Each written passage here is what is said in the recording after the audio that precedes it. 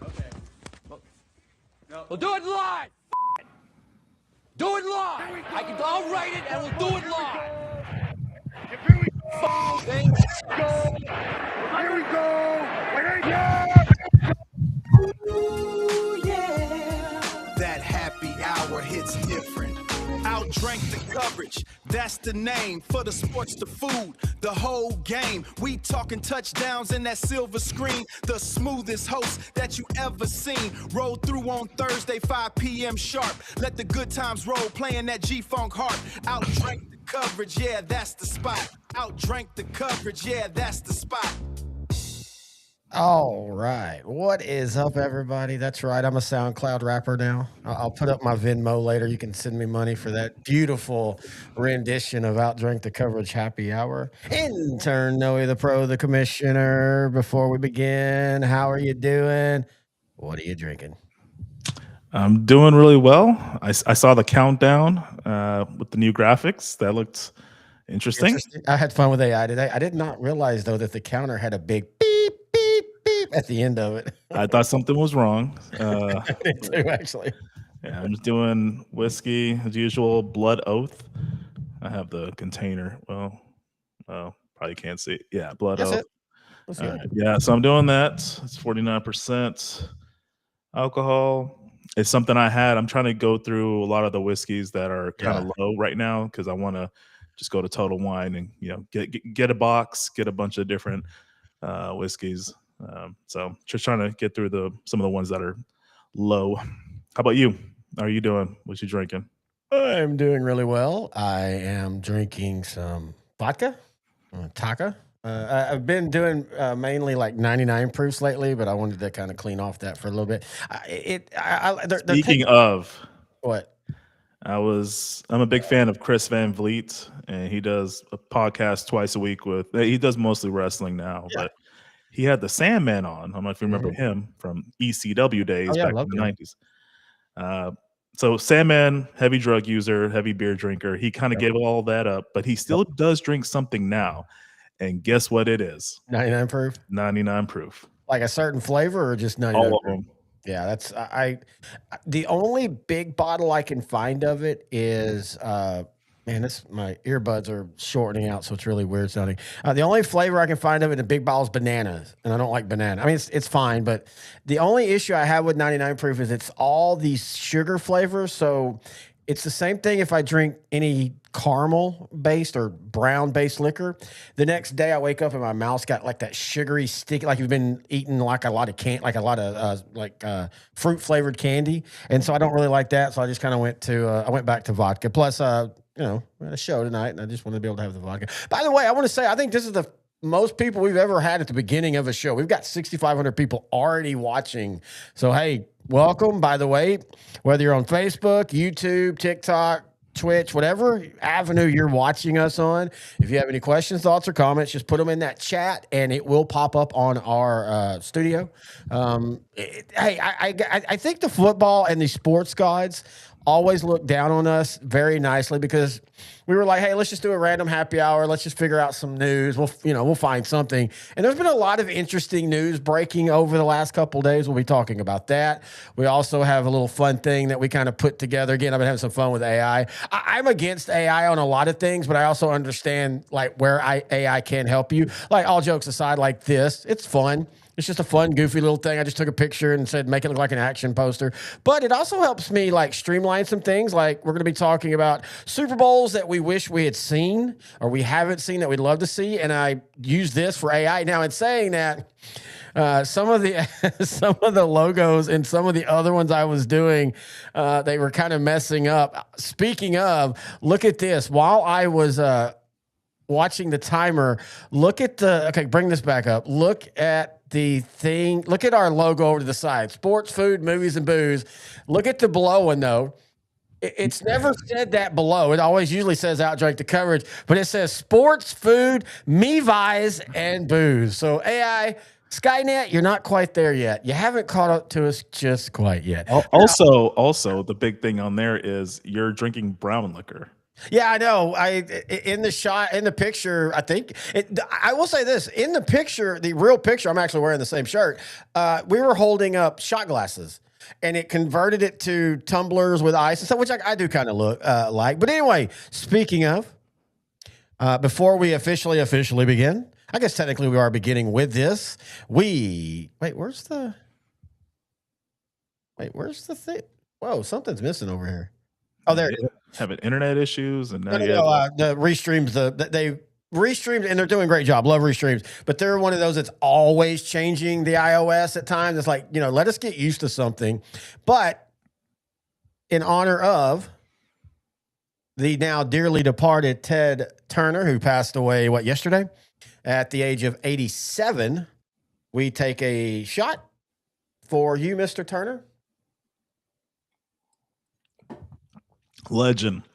He was TBS and the sister station TNT. As a kid growing up, Atlanta Braves baseball on TBS.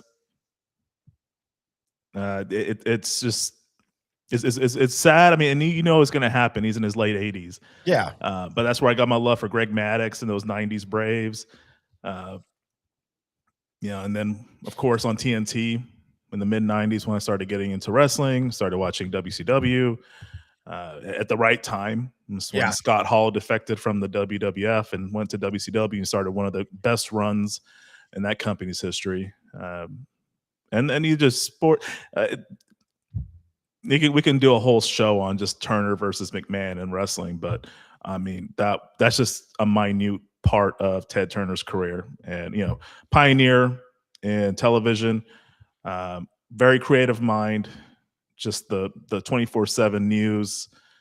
It's just an amazing entrepreneur. So big part of my childhood just passed away. So it's sad, but I did have a lot of good memories.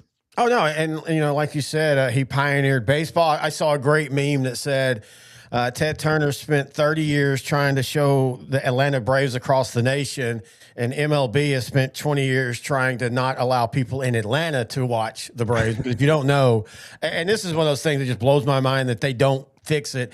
MLB has the worst territorial rights there is in sports. It's not even close. I mean, people in East Texas can't watch the Rangers because they're not considered part of the Rangers territory and things like that. Him and the Chicago one? I can't think of top WGN. WGN with the Cubs, and they both played so much day game. And again, I was young enough to remember the Cubs before nightlights. Like the Cubs played every game during the day, and it didn't matter if you were a Cub fan or not. It was just fun to watch, especially growing up in the 80s. I was an Astros fan, so when they came through, and then like that 84 Cub team, which was really, really good, they were fun to watch. Same thing with the Braves. Even when they were bad, it was day baseball. And when you're a 13-year-old in East Texas staying at home by yourself, and you got games that night you're going to play, dude, you watching baseball and stuff. And then, as you said, going into the 90s, they'd owned WCW for longer than that, but the NWO era. And it is such an interesting thing with the contrast because Ted Turner didn't involve himself in wrestling. He let the wrestling company do its own thing. Sometimes good, sometimes bad. Vince McMahon, of course, was the exact opposite. And I've told you this story many times. I got back into wrestling because of the NWO era. I was working a job where I got off work about 10 o'clock, and they did the really smart thing of, okay, we understand, and you got to remember, this is an era where if you wanted to record something, you had to do it VCR. So they understood, like, okay, us and WWE go at the same time. So why don't we just start the show back over as soon as and it would. They went from 7 to 9, and at 9:01, they just re-looped it.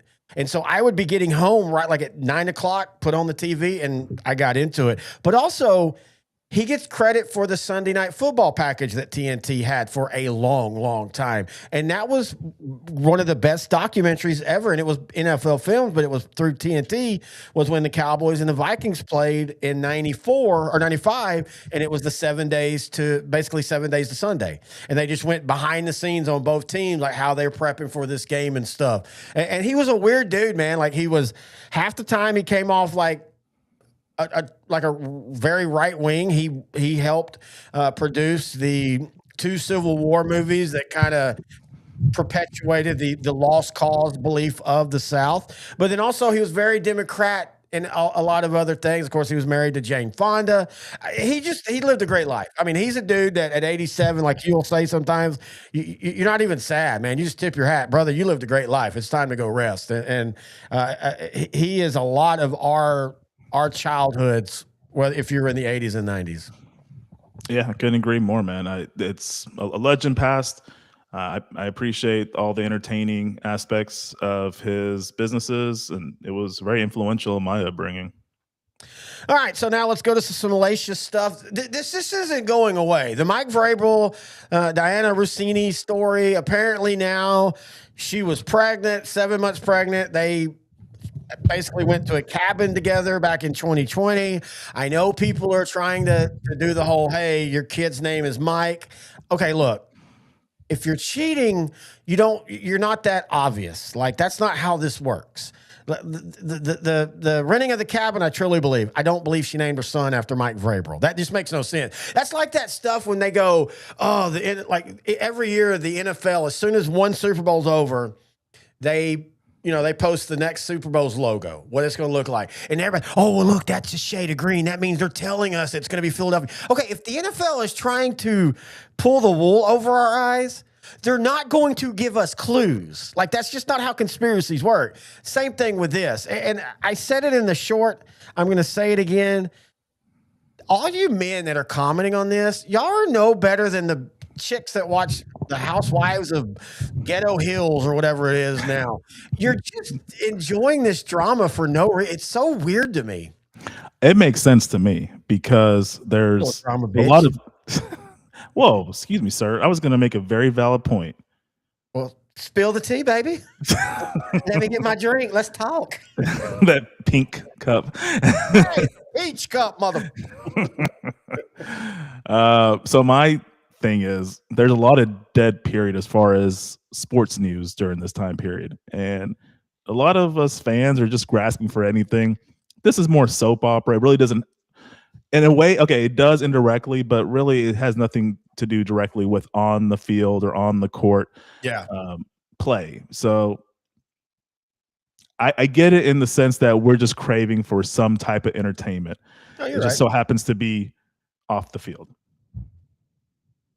I don't know who you are. Best viewers up. Well, okay. That's spammers. It's real bad on YouTube. You get spammers when they know you're doing a live stream. And you're right. But this idea that people are saying like he's going to lose his job, the only way he's not coaching is if he steps down. Yeah. Like if he just says, hey, I don't see Mike Vrabel doing that. He and everybody wants to try to like mix this with what was that Toronto coach that's now is he in Boston? The guy. Oh no, he was in Boston. Now, Emeka Oduka or something like that. Yeah, he's with the Rockets now. Oh, that's right. He's that coach of the Rockets who flamed out. We'll talk about that here in a minute. But they try to compare that Vrabel with him and Vrabel with the Michigan coach, and then of course it comes into Vrabel gets to keep his job because he's white. Well, no, Vrabel doesn't have sex with somebody inside the organization, and with Moore didn't harass and potentially sexually assault. So they're completely different stories. New England Patriot, I can't see Robert Kraft bringing Mike Vrabel in. Actually, I could, and he'd going, okay, Mike, we're going to have to hang on. Could you please stop, ma'am? Give me that hand job here in a little bit. We're going to have to let you go because it looks bad. No, that's not going to happen. And I don't think Mike Vrabel's going to step down. But it is fun to see this kind of, you realize this was a real relationship. Why didn't they just get together? Divorce your spouses and get together. I don't get the long-term cheating thing. It's the look. Like they've already built friendships with different families. And in some religions, I'm not sure what their religious backgrounds are. You only marry once. It's a shame if there's cheating or any type of adultery or anything that causes a divorce. I don't know their situation, but there's probably a good reason why both of them kept it on the hush hush. But I mean, honestly, Rossini, she was kind of indirectly bad mouthing her husband multiple times. not really. I don't know if she had much respect for him, but it didn't really seem like she didn't. I mean, obviously her actions say that she wasn't that into him, but it didn't seem she was also verbally not praising her husband either. So yeah, she made a comment something about, man, I haven't even ever told my husband about the things I did when I lived in Miami, and she was trying to make that as a joke, but it's one, fair or not, it's one of those things is when you say that, even if it's a few years ago, and then you get found out cheating, you start going, oh, what were you doing in Miami? And I get it, but I totally agree with why are people shunning her or trashing her for this, but Jay Glazer, who had these famous pool parties where coaches and executives would come and hang out in the pool and drink, and they're hot women there, and Jay Glazer would get information from them. Or Adam Schefter. Remember that time this is all the way back like in 2012. I think it was Adam Schefter. It was either Adam Schefter or Ian Rappaport. I'm pretty sure it was Adam Schefter. He was like hanging out with Jerry Jones, like going to bars with him. I mean, hell, you and I talked about it when we talked about this last time. The very famous I could hire 500 coaches was because Jerry Jones is sitting in a bar with Tim Calishaw and Ed Werder, and they're getting drunk. Nobody cares about that. That's considered great reporting, but a chick bangs a dude. And honestly, it was more than banging. I mean, this is proven now. This is at least a 6-year thing. All of a sudden, oh my God, that's so bad. That's the hypocrisy I don't like in this. Yeah, apparently this relationship goes all the way back to 2019, 2020. So this is when Vrabel was with the Titans. So they definitely had a long-term relationship, and it wasn't just I agree with you. It wasn't a fling. I could definitely see both of them getting divorced and ending up 2 or 3 years down the line. Kind of, I mean, to a much bigger extent, Prince Charles. That whole scandal. So Diana's gonna die in a car crash. Wow. Oh, I just realized same first name. I apologize. I apologize. I'm not making that correlation. Oh my God, I didn't even think about that. That's gonna be 29 years ago this August. Wow. Yeah, I remember exactly where I was when that happened. I remember because I'm watching The Crown right now. I'm on the last season. I just got to the episode of the crash. You like the show? I love the show. It's great. I think as an American, I'm always fascinated with the monarchy. I know it doesn't have the same powers that they probably had hundreds of years ago. I know Parliament is more of they're the government. They're the ones that actually run the country. But I always have fascination with kings and queens and that sort of thing. So, and then like her, she seemed like a very wholesome person, a very anti-monarch member. So it was kind of cool to just see her just being herself. And of course, she was very beautiful, very stylish. Very likable. But yeah, I remember when she died in 97. I was 13. I think it was the summer of 97. Yeah, it was August. Okay, yeah. So it was very sad. Like I was sad, but I didn't know her, but I just knew of her, and everybody, you seeing people crying on TV, you start to develop an emotional connection. Yeah, she died August 31st. I was at a house party, oddly enough, getting drunk. But one of the few times that back then I didn't drink a lot. So one of the few times I got sick. And so I always remember going home and just like laying on the wood floor because I was so sick. And I probably didn't even drink that much, but I didn't drink a lot back then. But I just remember when the reports come out, we were all just like, wow, like that, like we turned the TV on, turned the music on. I mean, we're at a house with like 20 people, and somebody was like, I can't even remember how they found it. I think they were driving, they had ran up to the store and were coming back and it was breaking on the radio. And so we're at this house party, it's the 90s. We got that, 90s music playing. I don't remember where that is now. All in. Nope. Ooh, yeah, we had something like this playing. And we're all dancing, and I wonder what was going on while that music was playing. Getting a little close with my girl, and then somebody said, Princess Diana was killed in a wreck. And we're like, turn on the TV, and like everybody just sat down. And we just all, like, for the next 2 hours, just watched it. And we're talking about, you were 13, I was 22. Yeah, 22. I just turned 22 a couple months before. And so this was all people in the 20s and stuff, and we're just all talking about, like, we remembered the wedding. Like, even though I didn't care as a kid because I was like 9, but it was still something that was on TV. Again, this is in the 80s when you only had 3 channels. And PBS was showing it too, and so she was always a part of the life, and then the salacious when they got divorced and the cheating, and he cheated on. Hey, give him credit; he's still married to her, but like the person he cheated on looks wise to the person is just like it was. But that just shows you that sometimes it's not about looks. I like you and you're ugly, so that's fine. But anyway, all right, let's start talking sports. We're going to start now. We got some real cool stuff tonight. Again, we're going to finish the last main part of the show, doing the what if Super Bowls. But I wanted to at least try to talk other sports, even though I don't really watch it. Let's talk it. I do follow it. I just don't watch it. This feels like worst case scenario for the NBA unless New York gets in, because LA is not going to get past OKC. San Antonio is probably, I know they lost the first game, but it's going to be OKC and San Antonio, which basketball-wise is amazing, but media numbers won't be. I feel like the NBA is just begging the Knicks to get through. It's kind of set up okay for them. Yeah, they're really playing. Yeah, they have the home court advantage against the 76ers. They should win that in 6 games. The Pistons, they were the number 1 seed this season. They won 60 games, but then they'll beat Cleveland in 5 probably. But they're young.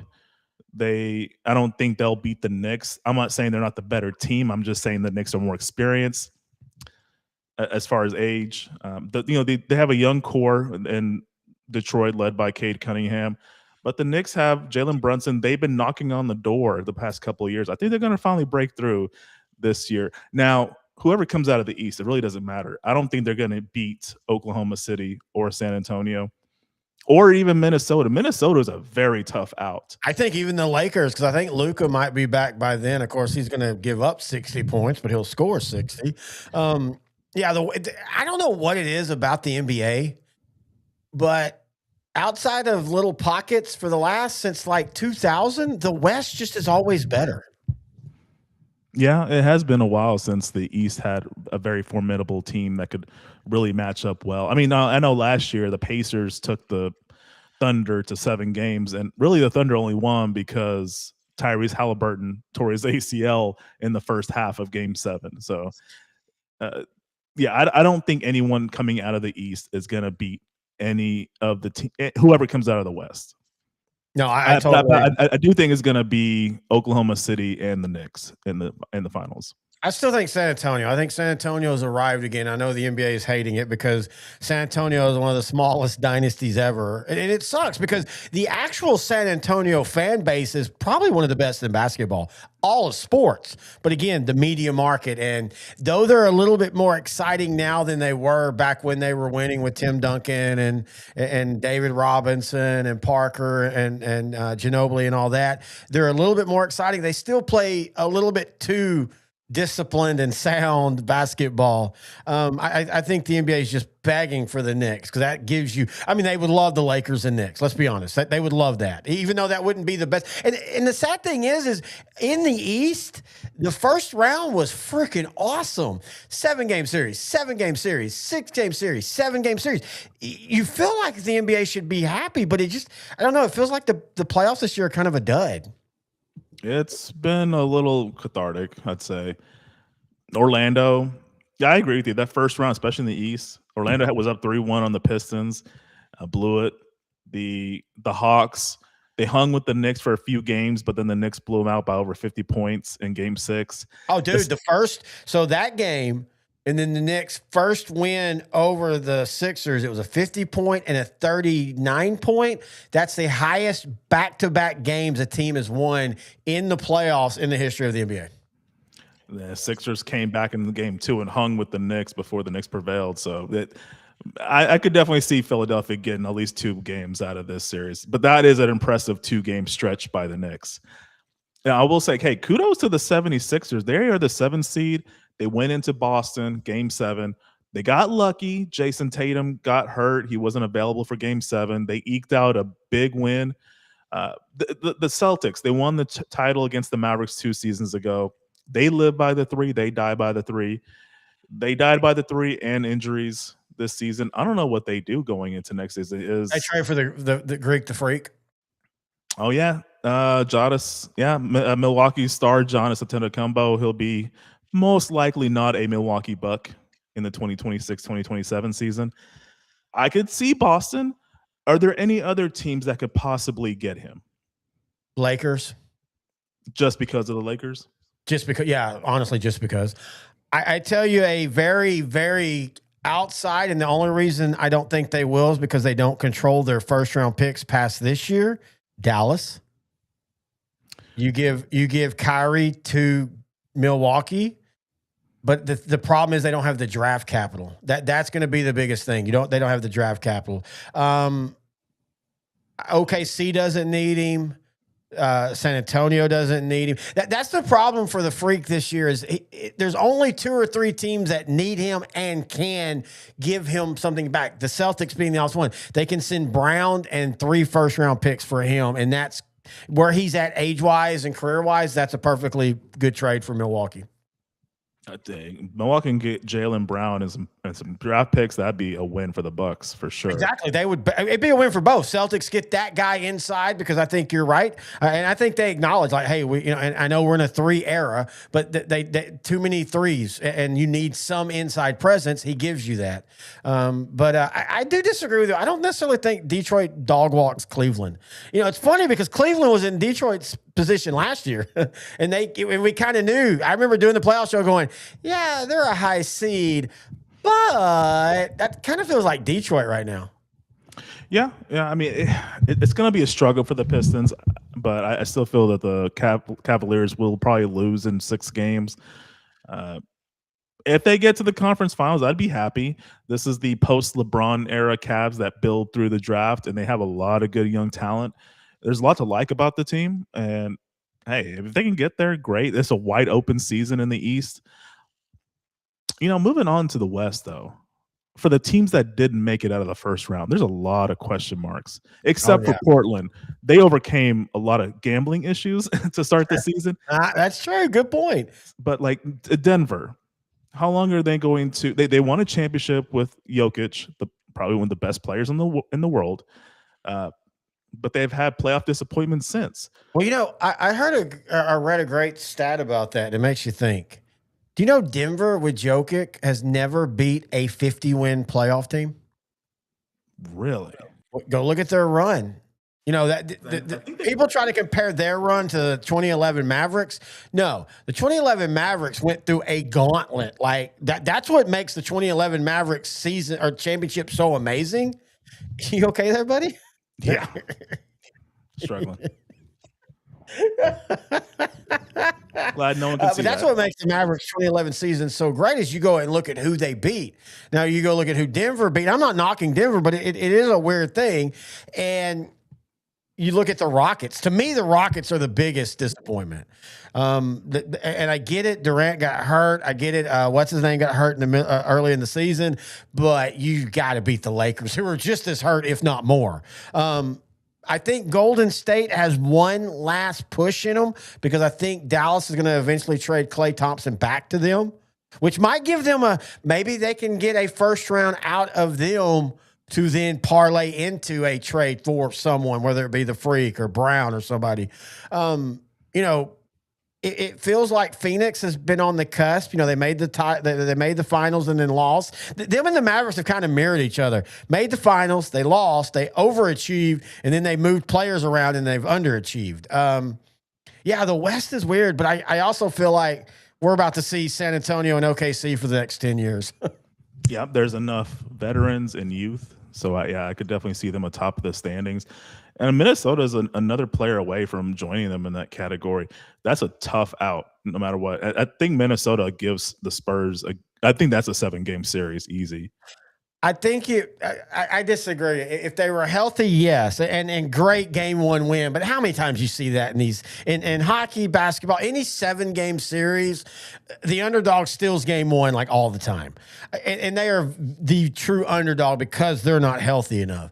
In fact, the thing I think the Timberwolves really need is that they need a true 3 and 4. They've got a 1 and a 3.5. If they could find a 2 or a 3, so that way when Towns is hurt, you don't have to worry about it. I think we're having mic issues.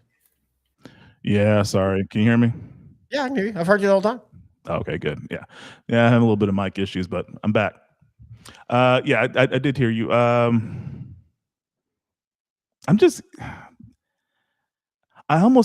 they haven't done the draft lottery yet, right? No, it's Saturday or Sunday.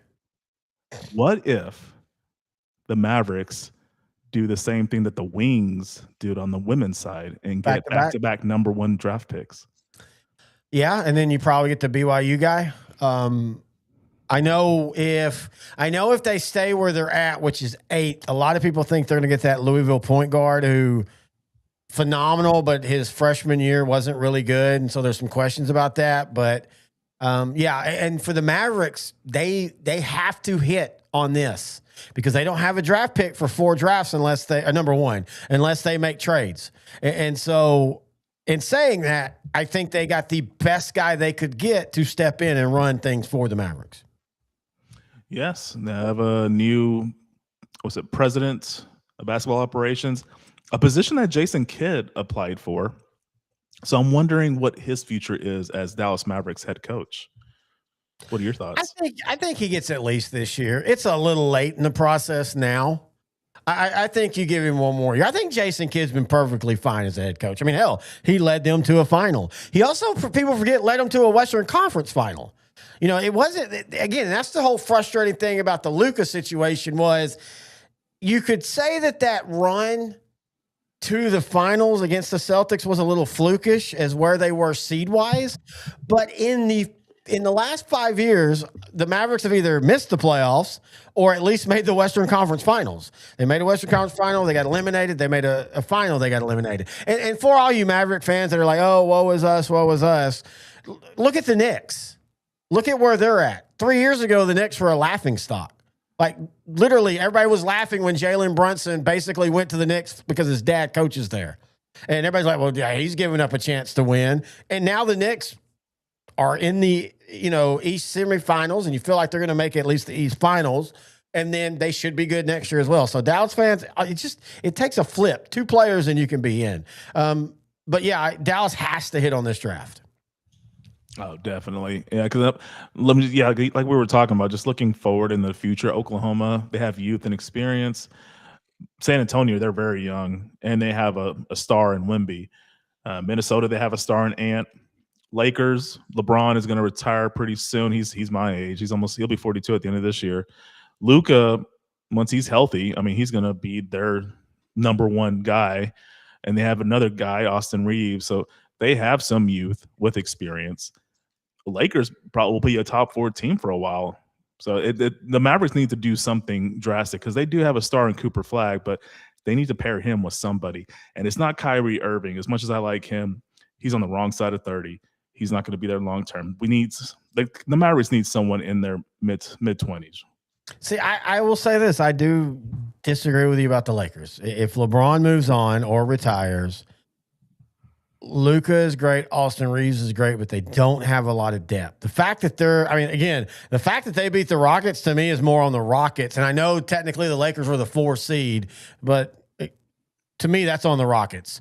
I feel like if LeBron moves on and they don't, I mean, honestly, Kyrie Irving or Klay Thompson kind of feels good for the Lakers. Yeah. Yeah, they don't have to be a star. Well, I thought that was a good thing about Klay Thompson coming to the Mavericks initially because he wasn't asked to be a 1 or a 2. He was asked to be a 3, which was a perfect piece for him. But the Mavericks personnel has changed since Klay Thompson has become a Maverick. So, yeah, I think Klay Thompson needs to just go somewhere where he's a 3rd or 4th, maybe off the bench. Just be a 3-point specialist like Peja was toward the end of his career. Yeah. No, I mean, that's kind of what he was supposed to be for the Mavericks. All right, let's flip over to Hackey.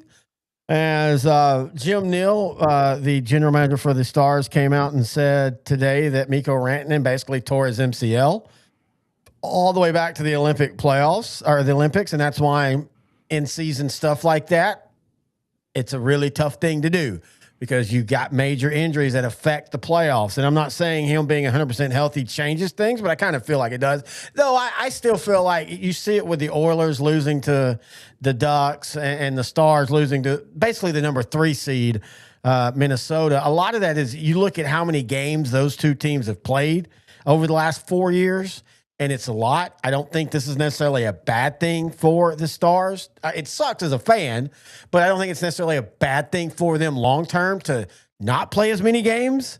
They got to get healthy. You also you got to figure out how not to have Rupe Hintz always be hurt the first round of the playoffs, or Mikko being hurt the first round, or Miro being hurt. I do think one thing this playoff's shown is that Jason Robertson needs to be signed as a long-term star. He proved this. I mean, he was the only thing they had in the playoffs 5-on-5. Yeah, he was pretty consistent this whole season, to be honest with you. And this is one of the better Dallas Stars seasons. It just sucks they ran into a team that acquired a really good defensive player in Quinn Hughes that really made that defense stout. And that was the weakness in the playoff game against, those Stars versus the Wild. Wild's defense was just suffocating. You know what?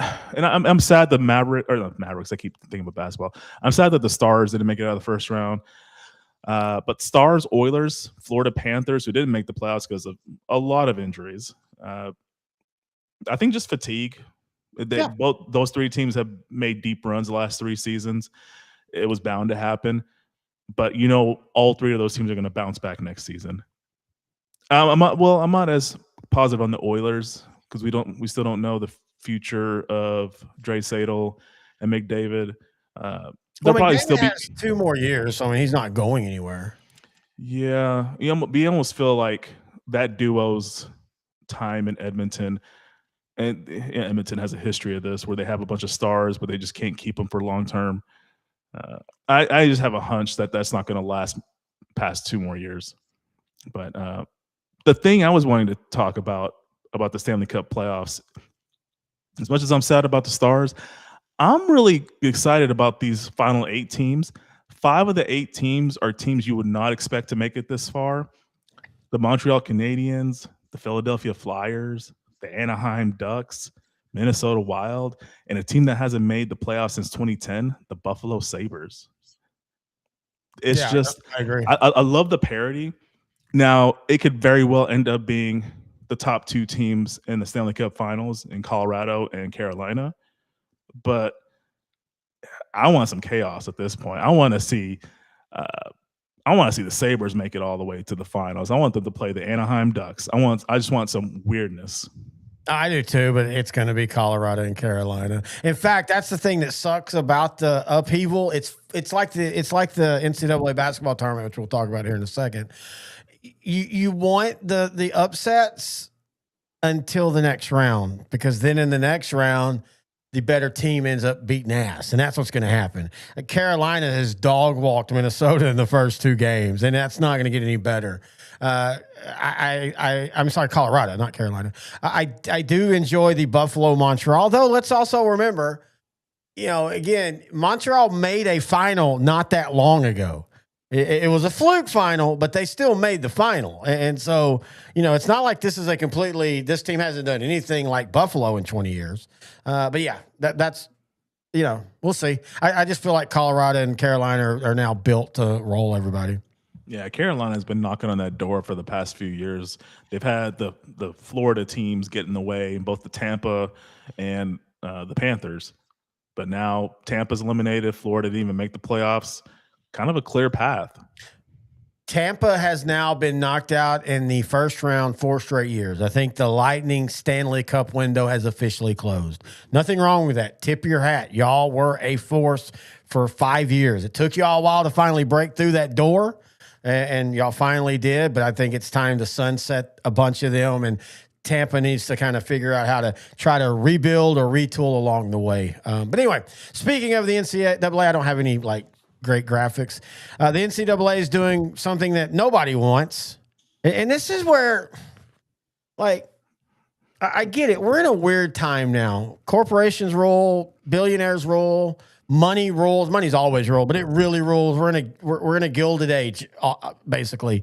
Nobody wants the NCAA going to 70 teams in the tournament. I think, what, 76? Is that what it is? Yeah, 76. This is absolutely stupid.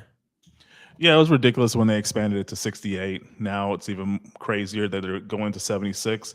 And now with NIL, really all the really good teams, all the blue blood teams are just going to make it because all the players, they're going to take all that money that these big programs are going to offer. I see that point, but I raise you also are going to have the small schools who have a donor go, F it, I'm in for the next 2 years. Look at Indiana football. Mark Cuban came out this week and said, I'm the one that paid Mendoza. I wouldn't probably do it again. Got my national championship. I'm happy. Like, he even joked. He said, maybe in 10 years, I might come back and, fund it. So I do think Neil allows the smaller schools or the, a school that comes out of nowhere where you just get that Cody Campbell for Texas Tech type of guy that goes, okay, I will fund y'all for 2 years. Let's see what happens. What frustrates me is that NCAA literally pointing at Texas going, hey, look, that was a play-in school, and they were one shot away from the grade 8. Yeah, but that's a play-in school that had a big Neil budget, and they're just basically they were just figuring things out in the season. And also they had a lot of tough losses, but also a lot of great wins. That's not, you can't point to a big school who underachieved in the season, then achieved where they should have in the tournament and say, that's the model. That's why we need to go to 76 teams. It's just stupid. I've told you before, man, I used to be one of those that I took the first weekend of the NCAA playoff or tournament off. I had 20 brackets. I was in every bracket pool you could be. I could tell you about every team. And then I just got tired of it, and I just got wore down by it. I just got wore down by how many games there are now. And adding now a first in, first four, first out, there's so many first fours, whatever. I just think this is slowly going to be the death of NCAA basketball. Yeah, I mean, you and I both know the real reason is more games, more money, more ads, bring more money. It's all about money. But it's at the sacrifice of quality. And I just tune out. I'm gonna check the scores the next day, or just on my phone a few hours after the game starts. But it's gonna decrease the amount of times I actually do watch, as much as I do. I mean, you and I both grew up loving college basketball, Big East basketball. It was fun to watch the rivalries. Heck, just UMass versus Temple, watching two coaches post game trying to beat each other up. It's stuff that sticks in my mind just because it was just good memories. It was entertaining to watch. Texas versus Arkansas, 87-91. Nolan Rich versus Tom Penders. They were basically the UMass versus Temple of the South. There was a time when college basketball meant as much to me as college football and NFL. Again, when I was a kid growing up, I was a sport of season fan, meaning when it was football, I wanted to watch football. I played football. When it was basketball, I wanted to watch basketball. I played basketball. When it was baseball, I wanted to watch baseball. I played baseball. I didn't like to cross the streams. I didn't like to play basketball in the summer. I mean, as I got older, I did, but I'm just saying as a kid. And, man, there was a time, man, and even when I was an adult, I've told you this before, my old roommate at East Texas A&M, Jamie Barnes, he played college basketball for a couple years. We just locked the door and just every freaking Big Monday when it was the Big East, the Big 12, and then the California games when it was Santa Clara and Loyola Marymount and all those, UNLV in the early 90s. I was huge into college basketball. It was around like 2014 or 2015 where the game of basketball in of itself just kind of became foreign to me. Yeah, it was with the Euro style basketball that's becoming popular globally, and it's infiltrated the NBA. Hence, a lot of the best players in the NBA are non-Americans. There are a lot of Europeans. I mean, even SGA from Oklahoma City, he's Canadian. Yeah, it's and I'm fine with that. I love to see the sport be global, but it's just using a different style of play that I don't really particularly like. How many San Antonio fans have called ICE about him? Hey, There's this guy going to be at the arena. He's not American. I'm pretty sure San Antonio's big star is. Hey, he came over legally. Oh, man. All right, let's talk baseball. What's worse, the NBA East or the AL? No, I will say this about the AL. Go ahead and give your stat because it's a fun stat. Oh, yeah. Noe's numbers. Yep, Noe's numbers. So, in the American League, as of May 7th, 2026, there are only 2 teams that are above 500, the New York Yankees and the Tampa Bay Rays. In the NL, the entire Central Division are at least 3 games above 500. Okay. One of the weaker divisions historically for the last few years. Wait. What? That's got to be wrong. Nope. The Central Division. No, what you're saying.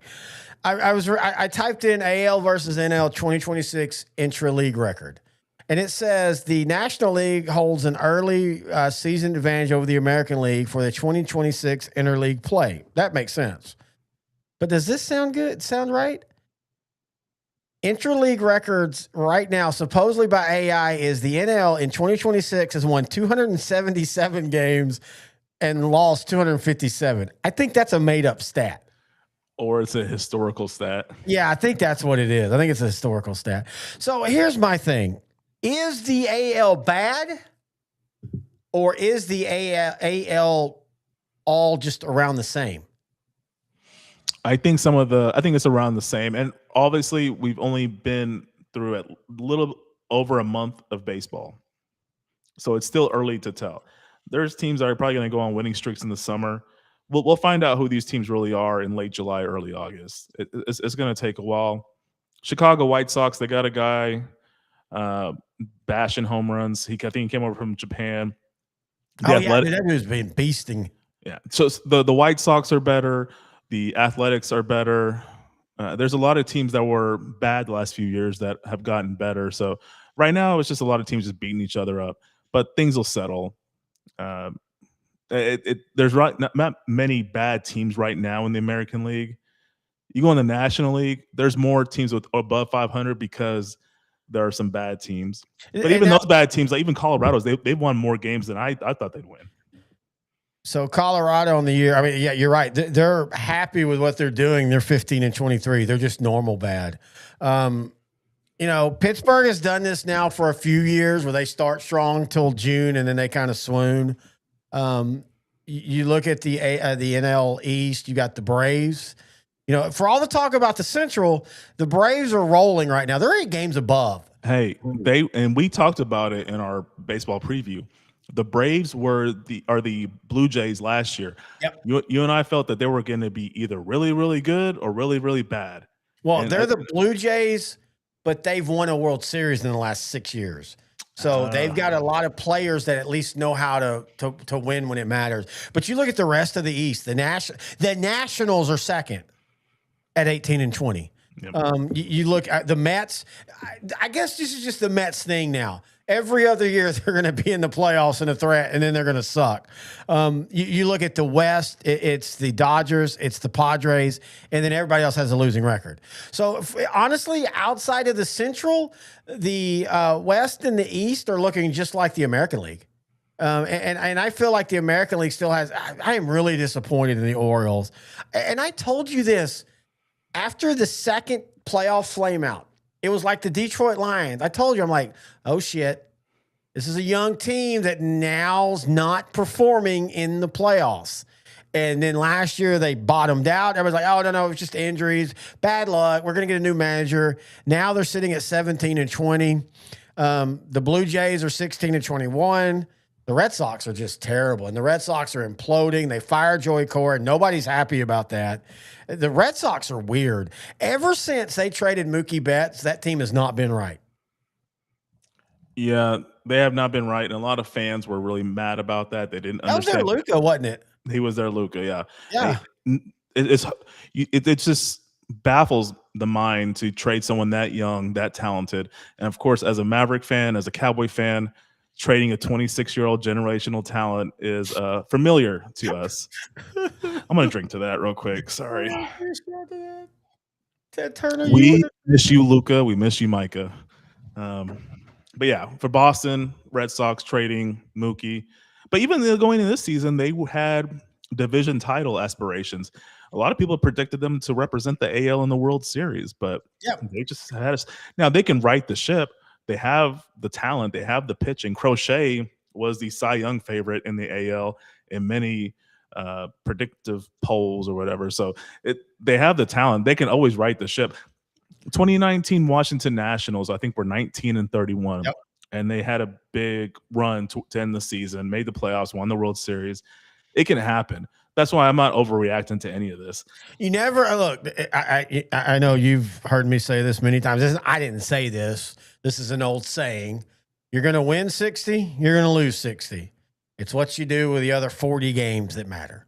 And that's exactly where this whole the AL, especially when you look at the West, you've got the Athletics 18-18 in first. You've got Seattle in 18-20, the Rangers 17-20, the Angels 15-23, the Astros 15-23. Remember last year the Astros started slow too, but all in. Nope. Well, now knowing to be fair, this Astro team is absolutely wrecked with injuries. It reminds me of the 2013 Ranger team. That, it came off of 2 straight World Series, lost in the playoffs in 2012, and then in 2013 just absolutely got ravaged by injuries. Never was able to truly get off the mat. Yeah, I know they were the number 1 seed in 2015, but if you're a Ranger fan, you're like, yeah, that ain't happening. I feel like the Astros are at that point of their franchise dynasty run. They're about to, the injuries are starting to take effect because they don't have that depth that they used to. You look at the Central. I know the what's his name for the Tigers. He's on the shelf for a few months. And then what's his name? Vladimir Fambris or whatever his name is. He was an asshole the other night, and he's about to get suspended. But I still feel like the Tigers, top to bottom, are still going to get out of the Central. And Valdez, Framber Valdez, he was suspended. I think 5 games. I can't remember. Is there just a more insufferable guy? Like he reminds me a lot of like. I'm trying to think like Jack McDowell. Jack McDowell was kind of like this. Trevor Bauer was kind of like this. Just where even his own teammates were like, yeah, he pitches good, but he's a douche. Yeah. As long as you are excellent on the mound, teams will tolerate you. The Red Sox tolerated Pedro Martinez and his antics because he would go out every 5 games and give them 8 2/3 of 2-hit ball. And they were perfectly fine with it. I think Valdez is annoying on a different level, but if he can get once he gets back and Skubal is healthy, that's the best 1-2 punch in baseball. If they can just be consistent, I mean, Detroit, they're in a division they can win. It's very winnable. No one's going to really run away with it right now. I don't think Cleveland will, even though they somehow always find a way to. They have got a great 1 through 12. Just players. They're not a bunch of superstars, but they're just really, really solid. Yeah. With Ramirez, he's a top 6 MVP guy every single year. So, and he has table setters for him. Yes. Yeah, he does. So again, it's still early. Like, I don't mind talking about baseball, but I just think it's too early to call anything. Like, the Dodgers had such a great start. They've kind of regressed a little bit, but they're the Dodgers. They're just pacing themselves for 162 games. And I know if you look at their record, they probably had one of the top records in baseball, but they had such a hot start to this season that if you look at their record now, it's not as impressive as it was. Yeah, but here's the thing. If they just go 500 the rest of the year, they're going to have won at a 62% clip. 62% of your games, if you win that, and I know the Cubs are near 70, but the Cubs will fall to the earth a little bit. I think the Cubs might win that division. Don't get me wrong. I think the biggest surprise in all of baseball is the friggin' St. Louis Cardinals. This was a team that everybody was like, oh, man, they had that 10-year, 15-year run where they were consistently winning Super Bowls, winning World Series, being around the playoffs, and then the last few years they've been terrible. They fired a coach or manager. They've done all this. I'm curious to see if they're able to keep it. I don't think the Cubs can keep a 70% win clip. I think at the end of the day, the Dodgers are going to roll. To me, it's the Padres that are the most interesting because they're winning, and Fernando Tatis Jr. is a shell of what he used to be. Like he's barely an all-star now, but they're still winning because maybe they might have the best closer of all time. I mean, he's starting to put up that kind of numbers like Mariano Rivera. Now, I don't know if he'll ever have the World Series, of course, but the Padres are just a fascinating team because everybody keeps saying every year, well, this is the year they finally fall back to earth. They can't quite break through, but they're also not collapsing either. Yeah, they're one of the few teams in the National League that can actually throw punches with the Dodgers. When you look at the Braves with their glossy record, you assume that they're up there, but I would put I would put the Padres over the Braves just because for some reason they just consistently get there. They can get into the playoffs and make a deep run. So yeah. What would happen to Atlanta? The fan base. If Freddie Freeman hits a home run in the top of the 9th inning in Atlanta to clinch the Dodgers advancing to the World Series. The favorite son of Atlanta. The guy who every time he goes back to Atlanta tears up. Well, I think half the fans might celebrate because they love that dude. Still do. Yeah. It's almost, he will come back to Atlanta at some point, in my opinion. I hope so too. I mean, it's hard for Atlanta's had a lot of great years since I've watched baseball, but it's they don't really sustain it. Like they haven't sustained it consistently since. I don't know. There was a point in the 2010s where they were. I'm trying to think of the time period. They didn't win World Series though, and look, there was a great video, and I'll share it on Facebook. Like a channel I'd never seen on YouTube, but it was Atlanta. It was the Atlanta of the 90s, and it was literally called the Dynasty That Never Was, because they were a National League dynasty, but they couldn't get over the hump in the World Series except for one time, and it was mainly because as great as their pitchers were in the regular season, in the playoffs, they weren't that great, and you know. Nowadays, I can remember even back then the press and stuff, but think about that now. Think about if you had that Atlanta pitching staff now rolling to 100 wins in the regular season and then not winning a World Series. Holy crap. The talk. Again, we're just in such a if you don't win, you suck era of sport. Let's talk about the Dodgers. Yeah, until they finally won. Yeah, 2017, 18, 19, disappointments. They won in 2020, but everybody put an asterisk on it because that was the COVID year. That is such a weird asterisk, too. Like, everybody had to play in the same – nobody says it about Tampa. And I know Tampa won another cup, but, the Dodgers have now won multiple World Series. Speaking of, hey, Mike Trout's back. Dude's having an MVP season. Oh, the Angels are 6 games under 500. Yep, Mike Trout's back. Look, I hate to say this. For anybody who wants to talk about loyalty and all that, Mike Trout, Ohtani, it proved it. You go where you can win a championship, period.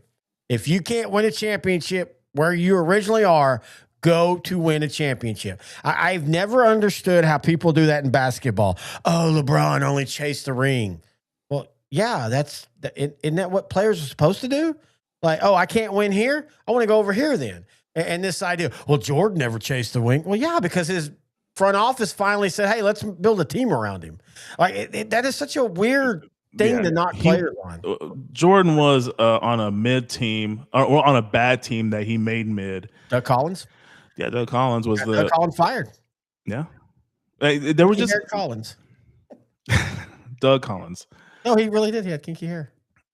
I'm kidding. I'm going to show a picture. Go ahead. Keep talking. Okay. Jordan really didn't get deep into the playoffs until he had a running mate in Scottie Pippen, who still to this day is probably one of my favorite players ever in basketball. He needed a team. Every player, every star has needed a team. We can go back to the 2011 Mavericks. Dirk was the star, but he needed 4 defensive players around him to take the pressure off on that side of the ball, so he could just be the scoring machine.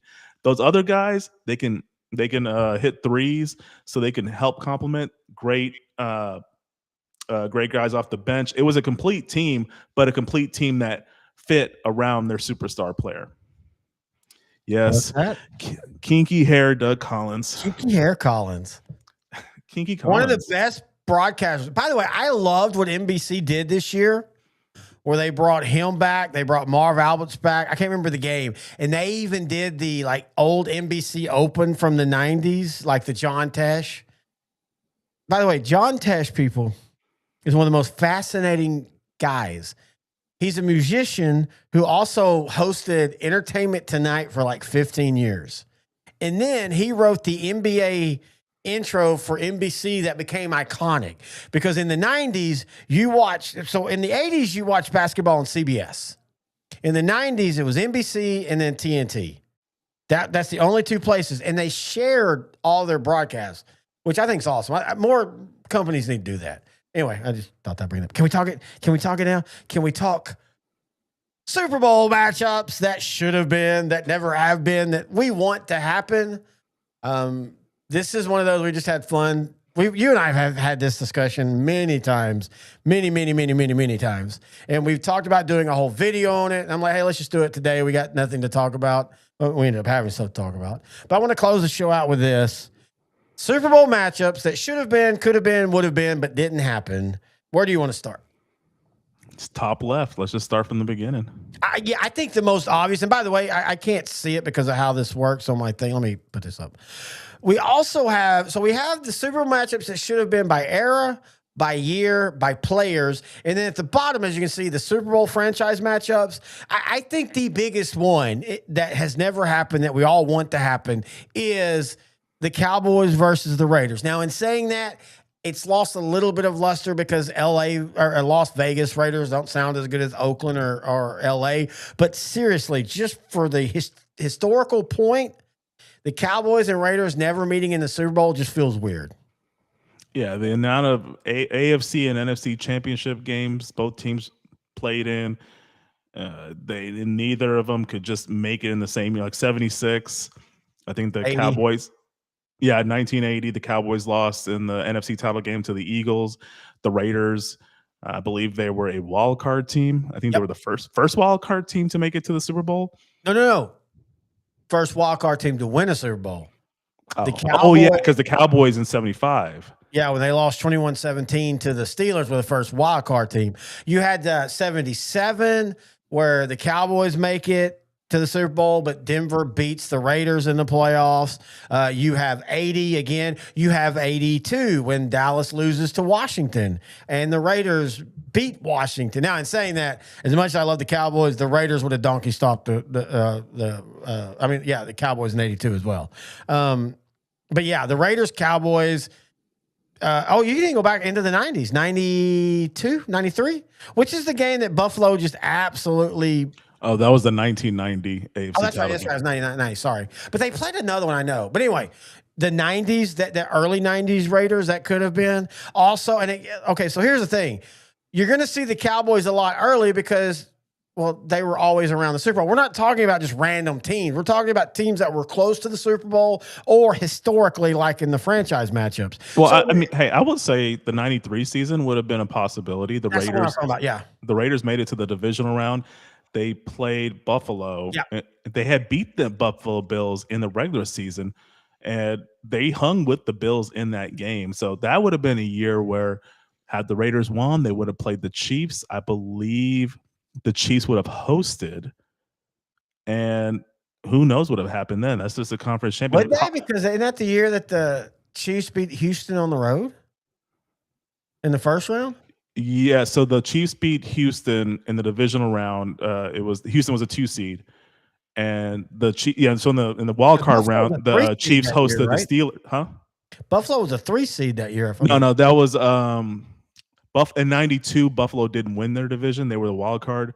93, Buffalo was the 1 seed. I know, but they were. I thought they were the 3 seed. Okay. Yeah, Buffalo was 1, Houston 2. Kansas City 3, Raiders 4, I think Broncos 5, and then Let me think. Oh, Steelers 6. So Steelers played the Chiefs in the first round in the wild card, and then LA played the Broncos. I just realized something. You know what would be a fun thing? If you beat the number 1 seed, you should automatically get home field advantage the rest of the way. Oh, that's very interesting. I mean, you beat the number 1 seed. I mean, you look at today's NFL, well, I mean, I guess back then too, it would be in the divisional round. So if you go into the number 1 seed, beat them, no matter what happens in the other game, you host. Yeah. I mean, you should get a double reward because if you go to the number 1 seed, you are the lowest seed available. Like you're the lowest seed. That to me, I just anyway, just something about. Also in the 70s, we'll go to the first one. I added Burt Jones because 76, Burt Jones was an MVP. That was a really good Colt team. Colts were really good back then. They were just landlocked by Pittsburgh. Again, Pittsburgh in the 70s landlocked in Oakland and Miami. They landlocked the NFL. The NFL in the 70s were so different because you didn't have salary cap. So basically, I mean, you look at the NFC, it was Dallas, the Rams, and the Vikings basically from 1973 on. You had Washington early. But after that, it was just those 3. In the AFC, it was basically the Raiders, the Steelers, and then the Broncos were the one outlier. That was at one time that the team, and then in 79, the Rams at the weakest. It's so funny how great those Rams team was. The weakest of the 70s Rams went to the Super Bowl. Sometimes that's how that works. But Burt Jones in 76 and the Cowboys, that would have been a fun matchup. But I think the one everybody really, really wanted, especially in 79, but just in the late 70s, early 80s period, the Cowboys and the Oilers. Yeah, and I mean, the Oilers made it to the AFC title game back-to-back years. Went to Pittsburgh, lost both games. It was possible. I think in the 79 season, that was probably the most likely scenario where it could have happened. It was a weak NFC. The Cowboys were 11-5, but by tiebreakers, they got the number 1 seed. Weak conference that year, so they should have made it to the Super Bowl, but they got upset by the Rams. Go to the AFC. The Oilers just couldn't get over that bad call in the end zone. I think it was a Renfro touchdown catch that they called Cowboy incomplete. Great Mike Renfro. Yeah, the touchdown catch that they called incomplete, and that kind of just show that right here. That kind of just turned the tide in that game. So I think if they called it a touchdown, the Oilers would have made it a much closer game. I'm not sure if they would have won, but the game I think would have been much closer. Well, yeah, that goes also back to the 78 Super Bowl, Jackie Smith dropping the pass for the Cowboys. Yes, it was brutal, but him catching it doesn't guarantee a win. People have tried to kind of make that like the Bill Buckner play of the NFL. Jackie Smith catches that ball. The Cowboys are still down, but it's only a 3-point game. And they had momentum. I'm not saying they don't win, but there has become this misbelief that he dropped the ball and then the Cowboys lost. That wasn't how it was. Let's go to 78 through 81 because this is one of those I don't think anybody talks about. Pittsburgh and Philly. That would have been a fun Super Bowl in any of that era. Steelers are still good. Philly was really, really good. Of course, they made the Super Bowl, lost to the Raiders in 80, made the playoffs in every one of those years. Of course, Dick Vermeil. That was the Eagles were a type of team with Wilbert Montgomery and Harold Carmichael and that defense that could have beat the Steelers in 78 or 79 or 80. Yeah, so the Eagles were another team that finished 11-5 in 79, but lost the tiebreaker to the Cowboys for the East title. So 79-80, they were the best team in the NFC, record-wise. They just made it to the Super Bowl in 80. I think if they made it in 79, I think they could have beaten the Steelers. That Steelers team was, they were all in their early 30s, all their best players. They're running on fumes. That was not the best version of the Steelers. I think Dallas beats that team. If Dallas makes the Super Bowl in 79, I think they beat the Steelers because Dallas had a ton of younger players at that point. I mean, you had Randy White and Ed Tuttle, who both play another 7 years. You still have Roger Staubach, of course. You still got Tony Dorsett. And people forget, Tony Dorsett was at the end of that 70s. I mean, he played again all the way to 87, but we'll forget the Bronco year of 88. So I think that the Cowboys beat the Steelers literally in that last game, got the best team they could have gotten to win. Yeah, the Rams or the Buccaneers were perfect matchups for that particular Steelers team. All right, let's go now to the 80s. All right, let's start with 85. We'll go back to the overall 80s. Again, this is Super Bowl matchups that we should have been, some of them by decades, some of them just by franchise. We'll finish that here in a minute. I want to go to 85 because the Dolphins-Bears, famously, the Bears' one loss was to the Dolphins on Monday Night Football when Dan Marino just absolutely shredded that defense because the Dolphins figured it out early, and they also had the talent. Other teams didn't. As great as that 46 defense was, if you were able to get the ball out before the pressure got to you, that secondary was exposed. And Dan Marino absolutely shredded the Bears that night. And I think he would have done it again in the Super Bowl. Especially in a climate-controlled environment that was the Superdome in New Orleans. And I also feel that Marino, with his quick release, would have replicated what he did on Monday night. Yeah, I definitely could have seen that being a much closer game in the Super Bowl than what we saw with the Patriots getting destroyed by the Bears. This was a good one. This is one I had thought about, but you're the one that came up with this one. So I do love this one. All right, just overall 80s, Niners and Raiders. Again, just going back, and you can. I could have added that on the franchise. That just feels like a Super Bowl that should have happened. It's funny because when you look at and we'll kind of now spin down to the franchise, the Pittsburgh Steelers and Niners. So the Cowboys have played the Steelers. The Packers have played the Steelers. The Niners have never played the Steelers in the Super Bowl. That feels like a missing, like we've got to have that soon. They've had many years where they could have, but that feels like that needs to happen. But going back up into the 80s, especially that 83, that 82, 83, 84 Raiders, very underrated. Of course, the 84 Niners, they end up beating Cincinnati. And by the way, I forgot to add one, early 80s, San Francisco versus San Diego. Think about that in 84, because remember, it was the negative 15 degrees in Cincinnati. That's why the Fouts-led Chargers lost that game.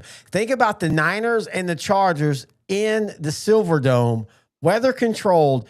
That might have been a 45-42 type of game. That would have been an epic encounter. That would have been that's an honorable mention for sure on this one. 81 season. 49ers. Or 81, I keep saying 84. That's when they played the Dolphins. I'm sorry, you're right, 81. Yeah, so 81 season. 49ers, Chargers, that would have been amazing. But yeah, I'm like, because, in baseball, we saw this with the San Francisco Giants and Oakland Athletics, but the Bay Area, championship, but we just never got it in football. Oh, wow. I left another one out. 81 Cowboys versus Chargers. Oh, so I almost feel with the way the Cowboys played, they would have matched up well against that Charger offense. Oh, yeah, they'd have gave up 400 yards, but they might have gotten 4 interceptions as well. Again, that'd have been another one that was 45-42. Again, one of the biggest things, and Logical Cowboy, a guy on YouTube that we want to work with eventually, me and him always talk about this. Those early 80 Cowboys, for all the talk about the Bears blitzing and all that, the Cowboys from 1978 to 1985 lived and died by blitzes and turnovers. It was the Dan Quinn of the Cowboys. Oh, wait, we already saw that. And that's exactly what would happen.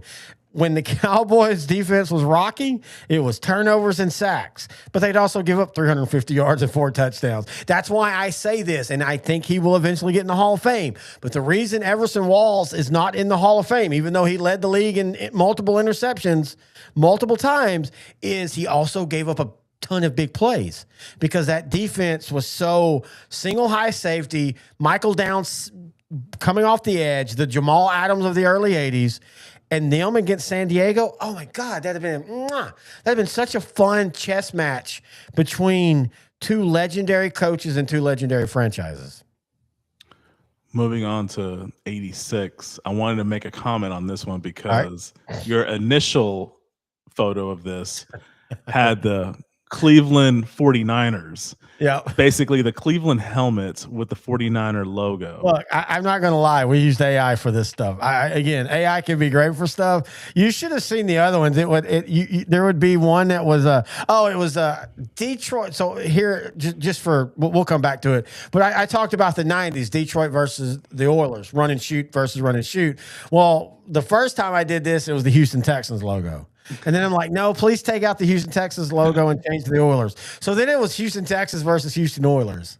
And it was all over the place. But yeah, but going back to the actual game, the Browns were like the most NFC East team, not in the NFC East at that time. Yeah, strong defense, relied on the run, and well coached. This would have been a great matchup. And I'm not sure if the Giants win this one. They were 14-2. They were the best team in the NFC that season. But the way the Browns played, I think they would have matched up well against the Parcells-led Giants. Well, let's remember that Super Bowl was really close in the first half. Broncos and Giants. It was a goal line stop, basically, that kind of changed the game. And of course, Sims had one of the best Super Bowl ever by a quarterback. I think it was like 22 of 27. I think the Browns, with that running game, could have easily been able to neutralize what the Giants did. Now, that could have been a game that was like 10-3. And not in a bad way. Not like 2019 10-3 or 13-10 or 13-3, whatever that was. That was boring. This would have been like an exciting game because it was two great defenses. Yeah. What was I going to say? Yeah, the 2018 Super Bowl was 13-3 Patriots, but I could definitely see that. Man, I had a good comment on this. I'll have to skip it, but I think the Browns would have won. I think so too. I think the Browns is one of the truly should have won a ring but didn't. I mean, it's not by anybody else's fault. Their fault. Two straight years. They allowed Denver to win on really crazy circumstances. Oh, I remember what I was going to say. I did look back at this because I remember Parcells praising Phil Simms so much. So Simms was 22 of 25, and two of those incompletions were drops by his receivers. Yeah, he was amazing in that Super Bowl. He was a guy, he'll never be a Hall of Famer, but he's a guy that on a different team where he'd have been allowed to throw more, his career, kind of like Troy Aikman, his career would have been completely different. I mean, Phil Simms was strong-armed, big dude, but he just went to a team that, they wanted to play ball control and defense. And there's nothing wrong with that. I mean, they won 2 Super Bowls back then. Speaking of, just in the 80s in general, but especially the early 80s with the sack exchange, New York versus New York. And that's also on the franchise. New York versus New York, that feels like a Super Bowl we should have at some point. Especially, again, in 1986. Yep. I believe in the divisional round, Mark Gastineau had a roughing the passer call on like a crucial third down play, and that was the reason why the Jets lost to the Browns. It was the right call, by the way. It was the right call, but if it didn't happen, there's a reasonable alternate reality where it would have been an all New York Super Bowl. Yep. No, I totally agree with you. All right, other 80s. I guess that's it. All right, let's go to the 90s. San Francisco versus the Oilers. Just style of play. San Francisco with the West Coast offense. Houston with a run and shoot defense. When Glanville was there, the blitz, the what they call Astrodome, the House of Pain. That would have been interesting. Of course, the one that Chris Berman called for 20 years. Niners versus Bills. Like, as much as I love the Cowboys, I do feel like, come on, Niners, you couldn't slip in 91. Oh, you didn't even make the playoffs in 91, you dumbasses. Y'all couldn't have slipped in 94. Why couldn't it have been the Bills and the Chargers or the Niners instead of the Chargers? That would have been a fun one. Niners versus, I love the graphic, the AI. That's supposed to be Joe Montana, but that's not Joe Montana. It almost looks like it's a number 16, and it's a generic looking white. It almost is like Tom Brady and Drew Bledsoe like smashed, and this is the kid they had. Like, look at it seriously. Does that not look like Tom Brady and Drew Bledsoe had a kid? Kind of does. If you squint really hard. So Joe Montana got hurt after the 1990 or during the 1990 NFC Championship game. Was out for the 91 season. This was Steve Young's first opportunity to be the quarterback the starting quarterback full season with a really good team. He played a lot with the Buccaneers in the 80s, but 49ers, I think they finished 10-6 in 1991, but missed the playoffs. Missed the playoffs. I think they got swept by the Falcons during the season. The Falcons made the playoffs that season over them. Well, just to show you what that type of year was, the Cowboys were 11-5 and a wild card. Yeah, the Washington name redacted. They had one of the all-time great teams. Joe Gibbs committed to the run, and they had a lot of good veterans on their last dominant year. And you're so fascinated by the 91 Washington, we can't say that. It's just because they fell off so quickly. But when you look back at they didn't draft well. They didn't draft well, and they relied on players in there, like with the 79 Steelers. All their best players were in their early 30s. As soon as 92, they kind of sneaked into the playoffs at 9-7 based off of reputation. Like they still had Joe Gibbs in his last year during his first run as head coach for them, and I think they won a playoff game. But 93, new coach, all those players are too old. A lot of them first year free agency. A lot of them just left or retired, and the wheels fell off immediately. Yep.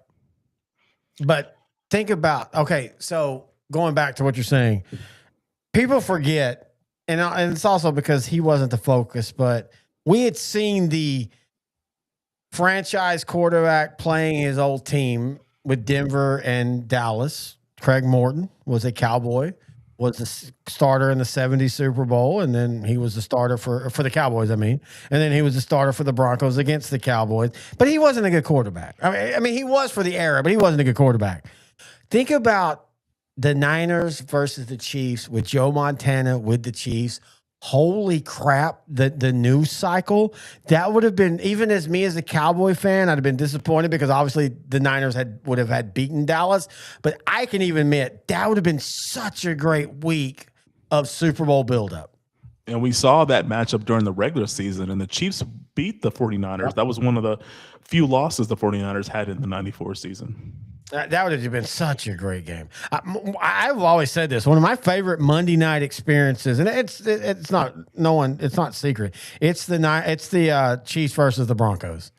That was one of those that I can still remember, because at that time I was working security, so I was working overnight and had to be at work at a certain time. I was late that night because that game was just so enthralled. Man, I miss when Monday night was like that. And we've seen Montana versus Elway, but this just felt different. Yep, great point.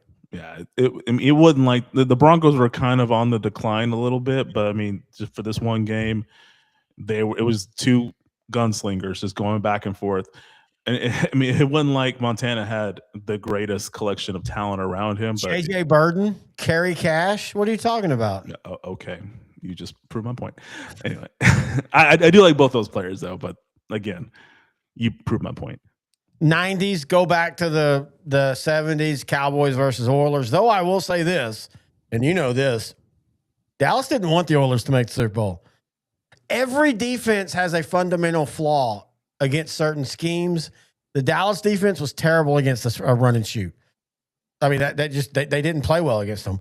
I wanted to, as a fan, to see this, but as a Cowboy fan, I was so glad the Oilers never made it, because I just don't think that would have been a great Super Bowl for the Cowboys. Yeah, I mean, just like with the Giants and Jets, that's an all New York or New York, New Jersey Super Bowl. I wanted an all Texas Super Bowl as a fan of the sport, but as a Cowboy fan, I agree. That defense, because they played in Houston in '91, and Houston, they won in overtime, but you could tell Dallas was on the ropes. Even if they had Charles Haley on that team, I still think Houston would have won. That was the one time that Emmitt Smith fumble cost the Cowboys a game. He fumbled in overtime, and the Oilers ended up winning. Other 90s, Cowboys versus Chiefs. Again, we saw them play in 95, a great game at Thanksgiving. Everybody remembers, of course, the Irvin catch. You and I talk about that's probably his best catch. The Novacek leap over a defender. But people forget, Dallas jumped out early, and the Chiefs slowly came back and made it a game. And it took a couple defensive stands into the fourth quarter for the Cowboys to survive that game. Yeah, it ended up being a really good Thanksgiving game. there are two Titans. I think Dallas came in there 8-2, Chiefs were 9-1. Yep. It was something around there. But this looked like the Super Bowl matchup, and it kind of lived up to the hype. All right. Oh. Oilers versus Lions. Oh, I think going to talk about 98. Okay. No, we're getting there. We're getting there. Oilers versus Lions. Just run and shoot style versus run and shoot would have been fun. Which is funny because the Lions drafted Andre Ware, who ran the run and shoot in Houston, but with the Cougars. Oh, yeah, good point. Look at you. Sometimes I'm glad to keep you around. Let's just go to the 99 one real quick. This is simply, which is funny, by the way, the one logo that AI effed up on this one is the Jags. It says the Jacks. This is simply because we've got to do, you and I have got to do a deep dive on this 99 Jacksonville team. The only team they were perfect except for against one team. I'm about to say the only team that is they're all their losses were to one team. That's the only time it's ever happened in NFL history. They lost 3 times, twice in the regular season, once in the postseason to the Tennessee Titans. And for the record, the Rams Tennessee Titans Super Bowl is one of the greatest Super Bowls of all time. I feel like if you put Jacksonville there, it's the same thing. I don't think much changes. But let's now turn our attention to, I think, which is one of the most, that if you look at any list when it comes to this, everybody points to this game. The one Super Bowl that we got robbed of is 1998. The Denver Broncos, 14-2? Yeah, so the Broncos started off 13-0, lost 2 games in a row, finished 14-2, and then the Vikings were 15-1.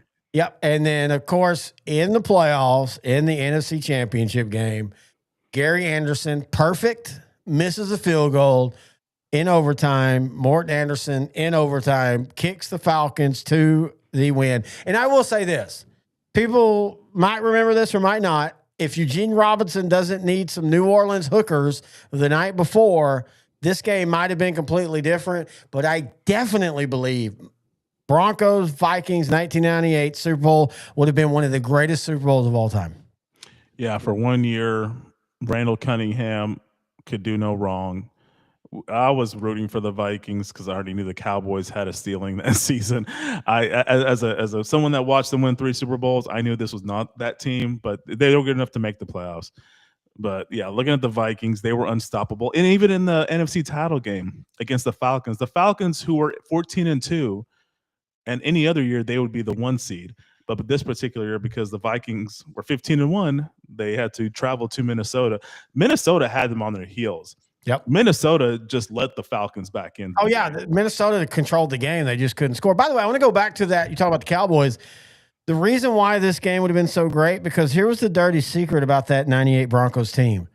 They weren't great defensively. The Cowboys went into Denver that year, I think week 2 or 3 of the season, and could score at will, but they just couldn't stop Denver. Denver's defense gave up points, and they definitely gave up points to that 98 Vikings team with Randy Moss, with Chris Carter, with Robert Smith, with Randall Cunningham. Man, this is just that this is the one of all the Super Bowls outside of just seeing the Raiders and Cowboys. This is the one Super Bowl in a year that we got missed out on that sucks. You know, it's funny because to your point, the AFC title game was Denver versus the New York Jets. Yep. Parcells loves to muck it up. And they were up 10-0, I believe, going into halftime before everything imploded. And I think it's because of the Parcells style that allowed the Broncos to get back into that game. So we could have very well have gotten the Falcons versus the Jets in one of the most random Super Bowls ever. All right. I agree. All right, let's go to 2000s. Ravens, Rams, just because of style. You could even say, like, I know people say, what about Ravens, Tampa Bay? Yeah, but good Lord, that'd have been a 3-3 game. But with great defense. Or ugly offenses, because even when the Ravens won, they weren't great. Also in the 2000s, Raiders versus Rams, just because the Raiders in the early 2000s were really good. The Rams were really good. In the 2000s, this could go from 2000 to 2015. The Manning Bowl. We never saw Peyton and Eli play each other. I'm trying to think of one year it was very close, because I know that the Giants made it in the 2007 and 2011 seasons. I know Manning was hurt in 2011, but in 2007, I believe So that season, the Patriots were undefeated. They played the Chargers. I can't remember when Indy got eliminated. Oh, I think that was Tony Dungy's last season because the Chargers got in, and I think they beat the Colts in the first round in overtime. It's something like that. They beat it was the first round for Indianapolis. San Diego beat Tennessee 17-6. And then beat Indianapolis 28-24. Oh, it was the lost following to year. 21-12. That's the Phillip Rivers LT injury game. And everybody hated LT because he couldn't play. And everybody loved Phillip Rivers because he did, not understanding that a torn knee for a quarterback, if you're Phillip Rivers, and a torn knee for a running back are two completely different things. LT couldn't cut. Like, he would not have been good. Yeah, and he was, Rivers was replacing Drew Brees, and he was kind of just looked at as a game manager that first season in 2007. I'm talking about and the first season 06 when they went 14-2. I see what you're saying. Yeah, okay. So there was still like that stigma that he might not still be the guy, and then he kind of proved it in that playoff run, and it was just sad because he was able to hang with the Patriots in that title game. Yeah. But they just kept having to settle on field goals. And that was the big difference. They had a really good opportunity at breaking the Patriots' undefeated streak. Was that the intercept? No, that wasn't the interception game. Oh, you're talking about the 06 season that got Marty Schottenheimer fired. Yeah. Yeah. All right, other ones again, just New York and the Jets, that 2007 to 2011 era. And again, we have that as a franchise. 2009, man, the Vikings, Adrian Peterson, Brett Favre versus Peyton Manning and Joseph Adai. But that would have been. I believe you said that. Sorry, I had to. Hey, that's a rookie that won a Super Bowl. We're all like, "Oh my God, Peyton Manning's got a running back that's going to set him for the next 7 years." Hey, he didn't do anything else. 2000 to 2017, we never saw Brady versus Aaron Rodgers. We saw Aaron Rodgers versus Big Ben. We never saw Brady versus Rodgers. Well, do you mean like Brady or Favre, or Rodgers or Favre versus Brady? Yeah, you could say that. And yeah, that's a good one. I should have put that one. Good point. You also got just the 2000s, Aaron Rodgers versus Peyton Manning. I want to go to the 2017 one, though. Oh, my gosh. This is such a good one. This was one that you came up with. And this almost happened, and it should have happened. I love it for all the right reasons. Yes. Or wrong reasons. And of course, we're talking about the Minnesota Hail Marys versus the Blake Bortles-led Jacksonville team, which, by the way, all jokes aside, for a one-year window, that Saxonville team was one of the best defenses in the history of the NFL. What that defense did was absolutely amazing. Yeah, they basically loaded up after the 2016 season, and in that offseason, they just got everybody they could to shore up that defense. You'll go top to bottom. Their starting 11 were name guys. They could either be they were all at least Pro Bowl quality. And I remember they got the safety from the Cowboys, Barry Church, who, he's not a Hall of Famer, but he's the prototypical size for a safety. If you're not asking him to be the best player, you're asking him, he doesn't have to be number one on the defense. You're asking him just to be number 11. Yeah. When you ask him to be that, he fit that defense. By the way, he was an All-Pro that year. No way. I think he was, actually. I thought we talked about this before. I don't remember Barry Church being that good on that team. I remember Calais Campbell being amazing on that team. Guy who's still playing. He signed with the Ravens. I'm kind of rooting for him now. Let's see here. Yeah. So, yeah, Vikings, Jaguars, it would have been the most. Okay, so you don't need a franchise quarterback to make it to the Super Bowl. So why are we crapping on Tony Romo and Dak Prescott? I want to say this about Jacksonville. They did everything right for that era. Not only that year, that team should have been set up for the next 5 years because that defense was young, and it just imploded on them. And people forget They led the New England Patriots in the fourth quarter by double touchdowns. Yeah, he was second team All-Pro that year. Wow. Yeah, I think I'm still shocked by Barry Church being second team All-Pro. I think they were up 24-14 in the fourth quarter with 10 minutes to go, right? Mm-hmm.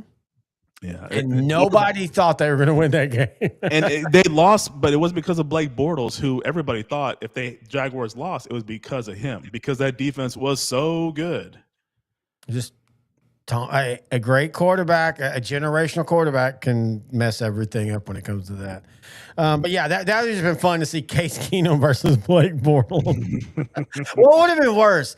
Blake Bortles versus Case Keenum or Rex Grossman versus Mark Sanchez? Oh my gosh. I'm trying to think if that could have actually happened, but I think 06 was the only really good year for Sexy Rexy.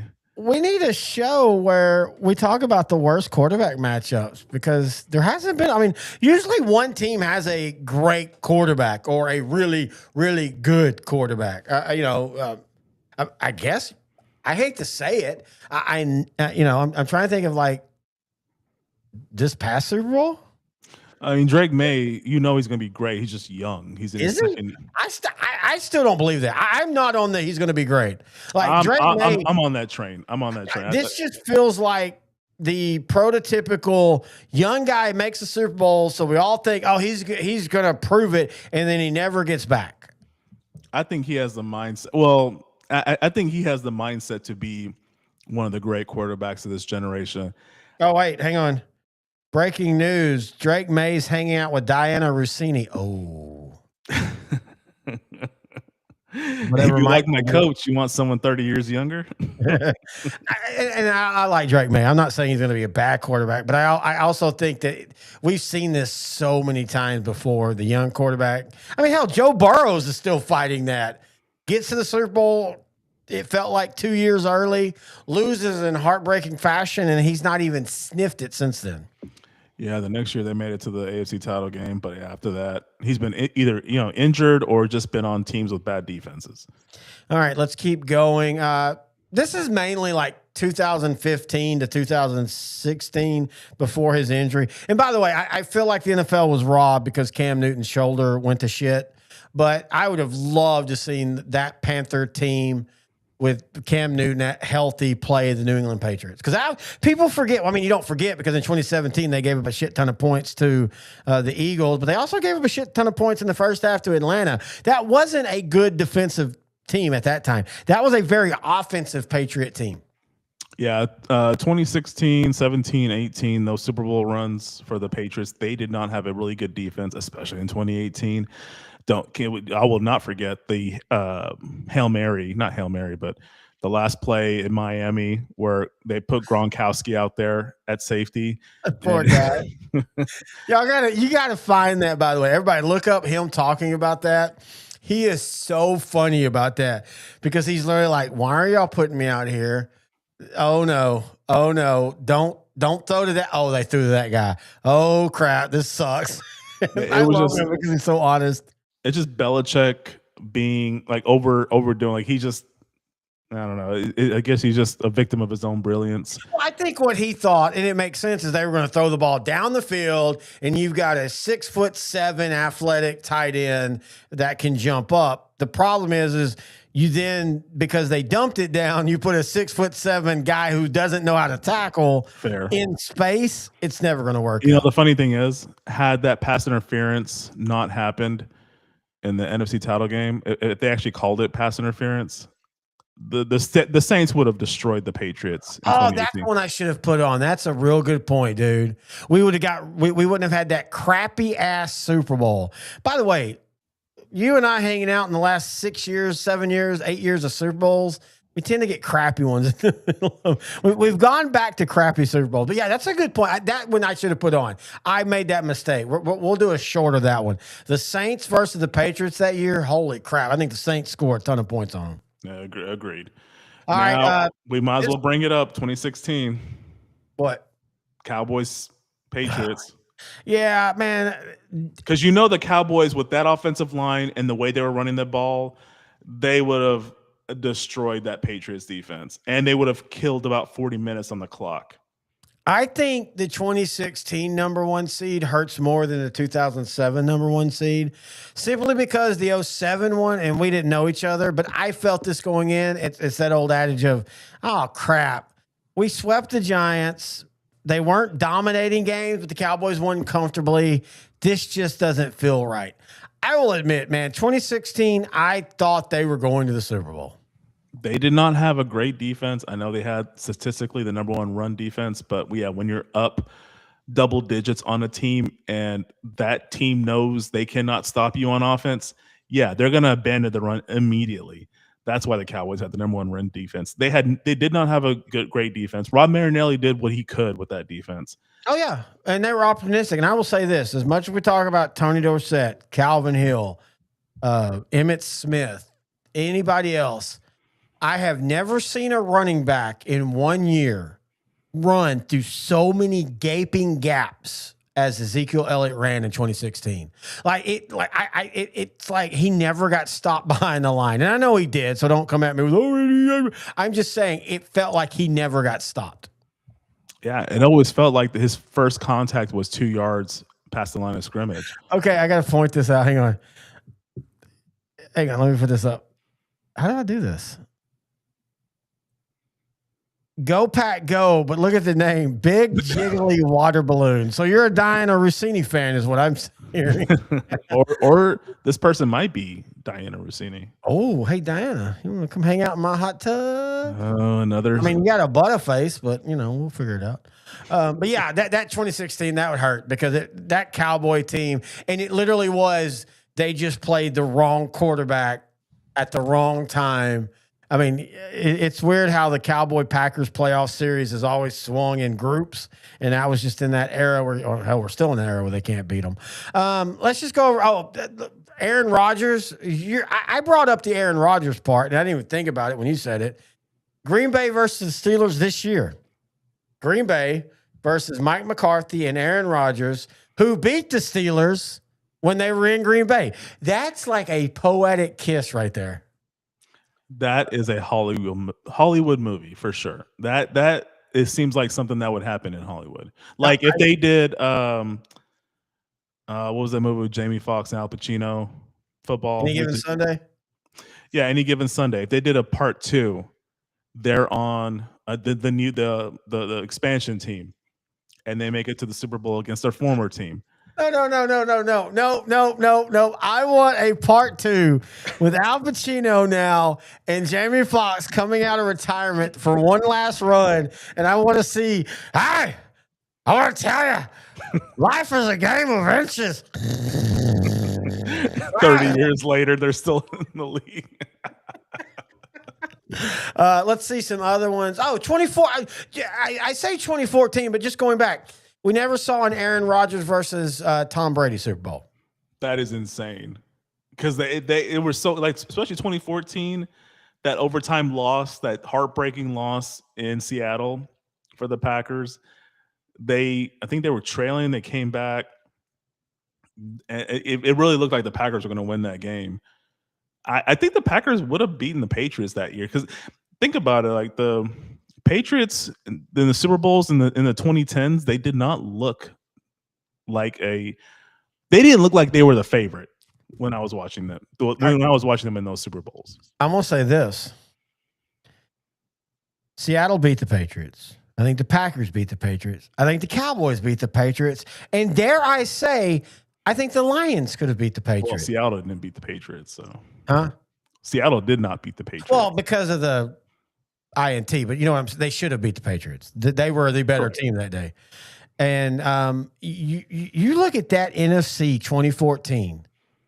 I have a gripe about that season because Cowboys, Packers, and Seahawks were all 12-4. Cowboys got the 3 seed, but they did go to Seattle and beat the Seahawks, who were the number 1 seed. But because of tie-breaking rules, they gave Seattle they gave Seattle the 1, Packers the 2, Cowboys the 3. The Cowboys had to go to Green Bay in that ridiculous snow game, the Dez definitely caught it game. That always irks me. As much as the Dez catch thing frustrates me, you and I have talked about this before. In fact, I researched it when I was looking up stuff, and I love the guy. But people forget about the DeMarco Murray fumble. That's, in my opinion, what changed the game. As much as the Dez caught it, because here's the thing, and as you and I have pointed out, as we said about the 2016 team, the 2014 defense was not good. Aaron Rodgers had plenty of time. I have no doubt Aaron Rodgers at home marches down the field and ends up scoring. But if DeMarco Murray doesn't fumble and Dallas goes up 2 scores, I think it's a completely different game. Yeah. And Rodgers had hurt his ankle or leg before, I think a week before or so. So he was not DeMarcus Lawrence was good in that game, by the way. Yeah. God, man, that Lion playoff game, and I know he fucked up the first time, but he I can't remember what it was. He dropped a fumble or something, but he immediately sacked him on the next play. And then how he played in Green Bay. And look, DeMarcus Lawrence has had a really good career for Dallas, but I thought in that moment, DeMarcus Lawrence was about to be the next DeMarcus Ware. Like, it just felt like, okay, here we go. He's about to become one of the top pass rushers in the league. He never got there, but I mean, hell, dude's still playing. Dude won a Super Bowl, so I'm not knocking him. By the way, I as much as I hate what he said, I did agree with what he said about he'll never win a Super Bowl here. And he didn't elaborate as to why, but you and I kind of know why. But I am happy he went to Seattle and did win a Super Bowl. I think he was kind of, to a lesser extent, their Charles Haley, someone that did an extra piece on that defensive line they needed for Mike McDonald, the head coach for the Seahawks, defensive-minded head coach, to really get his ideal version of his defense into the Super Bowl. And they did it again. They took Dante Fowler. Oh, okay. Yeah. I heard just flying Dante Fowler to a 1-year deal, and he's perfect for that. He can still get off the edge. I wouldn't be shocked if they signed Jadeveon Clowney. Like I don't want Dallas. I mean, I don't want to say I don't want Dallas to sign him, because I do, but I also feel like Dallas needs to let the young guys cook. I love Clowney, but I just feel like he's a redundant. But I have a funny feeling he's going to go to Seattle, because Seattle has taught something. I think Dallas is trying to do that now. Right or wrong, Dallas is emulating, and they keep doing that. But Seattle proved you don't have to have one guy with 20 sacks. Have 7 guys with 5 sacks. Dude, this goes back to my discussion about the Vikings when they traded Danielle Hunter when he left Minnesota to go to Houston. They replaced Danielle Hunter with 3 guys. I know they just traded Grenard to the Eagles, but they replaced Danielle Hunter with Andrew Van Ginkel, Jonathan Grenard, and they drafted Dallas Turner. I love when you have a bunch of different options. In today's league, you need superstars, but if it was me, I would build my team around a bunch of guys that are at least really, really good. All right. Hang on. 3, 2, 1 short. I think the 2026 Dallas Cowboys are officially better off without Micah Parsons. Reason? Look at what they got. When you look at the draft haul, when you look at the totality of the transactions, and when you look at the salary cap hit that Micah Parsons has, and it's not fair to him that he tore his knee, and I'm not saying he would have tore his knee in Dallas. He might not have, but I'm just saying I think Dallas, at the end of the day, actually is better off now without Micah Parsons. So far, they have gotten Kenny Clark and Malachi Lawrence from the trade. We will see what happens next year. I can't remember if they gave up the Packers first round pick already. Yeah, for Williams from the Jets. Okay, was it the Packer one or the Cowboy one? No, well, I think it technically it's the higher one, so we don't know. But I mean, you got Williams as part of that, and best interior lineman in football right now. So let's just say, okay, so the Cowboys traded Micah Parsons, and they got Kenny Clark, Quinnen Williams, and Malachi Lawrence. I'm fine with that. Yep. As much as I hate losing Micah Parsons, teams can gear up to stop a generational talent as much as if the generational talent doesn't have a partner to help him out, offenses can just gear up to add extra protection to that side of the ball. 100%. And I hate it because I love him, but I think Dallas has got to learn. It's the same thing I talk about with the offensive line. I love the offensive line Dallas has had since 2009. I do. They've, for the most part, been a top 5 offensive line for years. But what has that got them? It's got them nothing. Dude? Yeah, and I agree with you. And you know what? No elite pass rusher has won a Super Bowl on their own. Like, they haven't been just the main guy. They've always had help. They've always had a great interior lineman. They've always had another budding edge rusher that takes pressure off of them. So if the Cowboys are not going to provide that for Micah Parsons, then he's better off somewhere else where, like DeMarcus Ware, he goes to Denver. In 2015, they have the no-fly zone. Like, they had one of the best defenses of all time. It wasn't like he did it by himself. He needed help. Here's the funny thing about DeMarcus Ware the year. He wasn't great. He was great in the playoffs because that's where they needed him to be. Same thing with DeMarcus Lawrence. You remember after like 6 weeks last year, everybody was like, "Oh, DeMarcus Lawrence, he said he wanted to go win a Super Bowl and he's terrible," because they didn't need him to be great. And then when it came time for him to be big, he was big because he didn't have to take 45 snaps a game. He could take 20 snaps a game. Same thing with what Dallas is doing. Christian Parker, the Vic Fangio system, which is kind of the same Mike McDonald system. It's not about one guy. It's about it's the old Jimmy Johnson. I'm going to send as many players at you as possible every game because offensive linemen, they don't rotate. Defensive linemen do. And I always wonder, is there ever going to be an era where a team goes with the offensive line like, hey, let's rotate? I'm waiting for that, but I think the belief right now is offensive line, they need to gel, they need to have a rhythm, a flow. So until a coach challenges that theory, I don't see that happening. But going back to your point about DeMarcus Lawrence, I think he was the perfect lineman for Mike McDonald because he's an all-around defensive lineman. He can stop the run. He can rush the passer. If Mike McDonald needs Lawrence to focus on run stopping, he will do that. Yep. It'll be at the sacrifice of stats, but the defense will still be elite because of him. Yep. No, I totally agree. He is a plug-and-play guy that fits perfectly for them.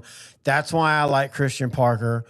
That's also why I don't want the defense to be too good this year because I'd like to have them keep Parker for a few years. I don't know if they will be able to. I get the theory because he's a young head coach. He's a young defensive coordinator. He's coming from the Fangio system. If they become a top 10 defense this season, and I'm not saying they will be, they've added really good talent. If it happens, I could see teams inquiring about his availability for head coach. Yeah, no, I totally agree. All right, let's finish up 2018 just because the Rams, Kansas City, one of the best Monday Night Football games of all time. That would have been fun to see. 2015, everybody remembers the 2007. Is it 2000? No, wait, what year was it? The 2009 Cardinals? The Cardinals 08 season. Yeah. But the Cardinals are really good for a longer period than. In fact, you can make the case they kind of underperformed for a couple years. 2015, it'd have been fun to see the Cardinals versus Broncos because that was a high-flying Cardinal offense. Yeah, they got blown out by the Panthers in the NFC title game that year, but seeing Larry Fitzgerald back in the Super Bowl again against that no-fly zone, I'm not saying he'd match up well because that was a really great defense, but I would enjoy the chess match. Larry Fitzgerald against, because a lot of people would say Fitzgerald top 5 wide receiver of all time. Oh yeah. Some would say top 2, him and Jerry Rice, but I feel comfortable saying top 5, and I think 90% of football fans would agree with that. And let's also go back to the Super Bowl run. If the Cardinals win that game, I think you can, and I still think you can make this case, period. Larry Fitzgerald had the greatest playoff performance of all time in that run. That's basically Dirk Nowitzki, 2011, but Larry Fitzgerald, 08, in a different sport. That was a dominant run, big plays, and he had the go-ahead touchdown for the Cardinals with 2 minutes to go, breakaway run. It took a sensational catch in the end zone by Santonio Holmes to win the Super Bowl for the Steelers. You know, it's funny. We're doing this whole show of Super Bowls we wish we had and all that. And that one is one of the weirdest Super Bowls, like Arizona, Pittsburgh. It wasn't supposed to be good, but then you have a breakaway touchdown by Fitzgerald. You have 100+ yard pick six return touchdown to end the half. Greatest play in the Super Bowl history right there. By the defensive player of the year that season, James Harrison. And one of the greatest touchdown grabs of all time by Santonio Holmes. Yeah, it ended up being one of the best Super Bowls ever. I agree. All right. Modern era, we had to put Buffalo with someone, so we said the Eagles. We could put Baltimore and the Eagles as well.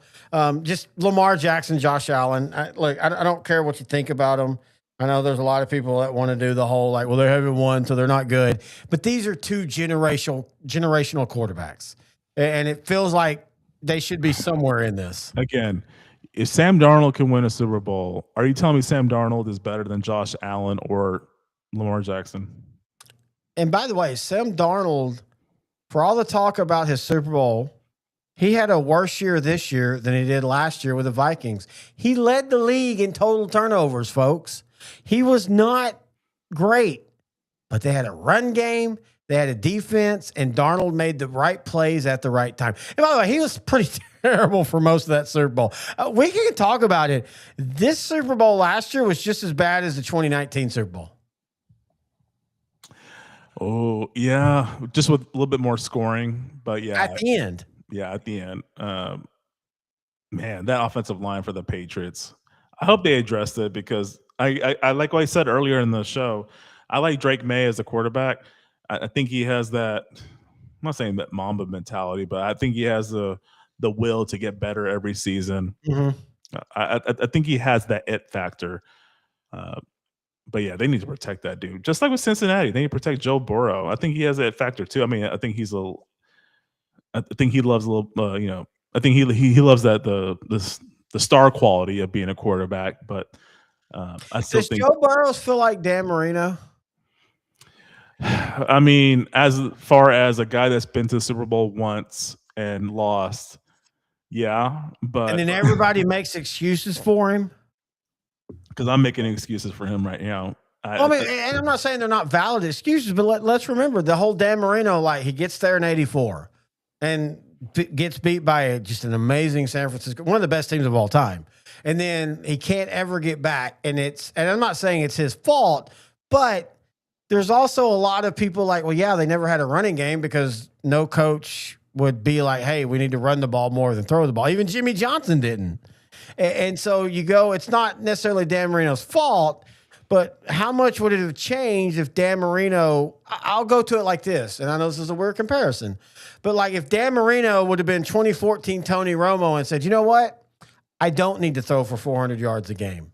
Let me throw for 250. Let me throw 20 times instead of 40 times, and let's see what happens. Because Dan Marino never did that. Yeah, I mean, I know Jimmy Johnson did that. I mean, that's why Elway won those Super Bowls. Like they had a more complete offense. Exactly. And I'm not knocking Dan Marino, but I'm just saying it just feels like Dan Marino and Joe Burrow, they get to the Super Bowl very early in their career. Marino, a rookie, or second year? Rookie? Second year. Joe Burrow's second year, even though his first year was not really a first year because he got hurt. But they get there, and they're uber talented offensive for the next 5-6 years, but their defense sucks. And they don't really have a true running game, even though Joe Mixon was really good for the Bengals for a couple of years. They just feel like they kind of match each other. Same conference, and everything you said is pretty similar. Yeah, I think the one difference would be that Burrow actually did have a really good running back for his early years. Yep. I'm not sure if he'll have that in his 30s. I think he turns 30 this year or next year, so he's almost 30. All right, let's finish up with just a simple. We talked a lot about these, but just the franchise versus franchise. Cowboys versus Raiders, Niners versus Pittsburgh. Washington versus Baltimore, Cowboys versus Texans, Philly versus Pitt, and then New York versus New Jersey. I was trying to think about this. I don't feel like in Florida, I don't feel like there's any like rivalry between Tampa, Miami, and Jacksonville. Like, I don't feel like those like New York teams hate each other. Dallas and Houston hate each other. I don't really feel that from at Florida. And maybe I'm wrong. If you're a Florida guy and you're like, oh no, I just never felt like there was any kind of hate between those three teams. I personally never heard of it. Yeah, but I would definitely love to hear if there's actually intense hatred. Same That'd be actually pretty California dope. teams. Yeah. Because like in this list, we're not talking about San Francisco and the Raiders. Oh, that's a good one. Yeah, I could have added that one. That's a good one. Well, I had that up in the 80s. 80s, yeah, because that could have happened. You're right. A couple times. Well, So when we were talking, I'm sorry, I almost went at one point. When we were talking earlier, I noticed in my head, I didn't really like go year to year, but anytime the Steelers were really good or elite, the 49ers were not. Yeah. And vice versa. So that's why that kind of makes like the matchup of the 6-time Super Bowl champion versus the 5-time Super Bowl champion very enticing. By the way, it's odd that the 2 times they were both really great. Just going off the top of my head, maybe in the 81, the Steelers really good. I don't remember. 84 and 94, both of them make their title games. The Niners win both of those. The Steelers lose both of those. And so I know 84, they were not the favorite for sure because they went to Miami. And oh no, Mark Malone. That was a weird year. That was Chuck Noll defense running on fumes. Just an ugly year for the AFC. But 94 with Neil O'Donnell, they were the heavy favorite against the Stan Humphries-led San Diego Chargers. And yeah, but those AFC that AFC was pretty shitty too. Because think about who they lost to back to back year. I mean, not back to they lost to San Diego, but then they beat Indianapolis only because Indianapolis's Hail Mary falls off the stomach of a wide receiver. Yeah, that was I don't know if it was Sean Dawkins. I can't remember who the receiver was, but yeah, the 9-7 Colts almost played the Dallas Cowboys in the 95 season Super Bowl, and I don't know if the Cowboys win that one. Oh, I think they do. In fact, I think they kind of beat the crap out of them because I think I don't think who was the head coach of the Colts at that time? Mark Chabrota. Was it still Ted? I don't think he has the came moxie. back for another run. I don't think he has the moxie that Cowher does. I know the onside kick and all that it just changed that game. Like it just I don't think I think Ted would have been too like, oh, we got to do things by the percentages and the numbers, and it's God, the AFC was so outside of Buffalo and just outside of Buffalo, the AFC was so bad then. That's why the NFC had that run of dominance. I mean, not that the NFC teams weren't good, but when you look from when they started winning the Super Bowls, the AFC always seemed to have the not the best team make the Super Bowl. Yeah, and unfortunately, they also had Denver make it 3 out of those years, and it was just not a complete team. But they were able to get to the Super Bowl because of the great arm of John Elway. Oh no, I 100% totally agree with you. I mean, he was the best part of that team. Even though I think people, I don't want to say overrate what he did, because if you look at his stats, they weren't really amazing. They just won at the right time. Hang on. Ooh, yeah. That happy hour hits different. OutDrank The Coverage, that's the name. For the sports, the food, the whole game. We talking touchdowns in that silver screen. The smoothest. I think it's time to put the books on this one down. I think we've had a great show. Anything else you want to talk about? I think we covered every single team on this list. I think we covered all the major sports. Yeah, that's the spot. Sorry. What now? No, I think we covered everything, man. RIP Turner. Enjoying the hockey playoffs, NBA playoffs. And NFL, I'm waiting for the schedule release. We might be doing a show pretty soon to go over what we think about the 2026 schedule. Yeah, it's supposed to come out next week. We're not going to do a live show because that's like a 2-hour thing. I also like to process. So we're already getting together that weekend to record one of our pop culture look backs. We'll talk about that later. This is actually what I meant to play. Ooh, yeah. Ooh, yeah, yeah. It's last call for your shots and thoughts. Shots and thoughts, baby. Give us your Boats and hoes. opinion before the open sign turns on. That open sign doesn't turn out. Thank you for drinking with OutDrank The Coverage. Oh, no. The coverage. I think I just got pregnant. The coverage. The coverage. I love how you when I send you that, you're like, that is a weirdly perfect pronounced show. It's OutDrank The Coverage. Yeah, we'll do a show, but it'll be recorded.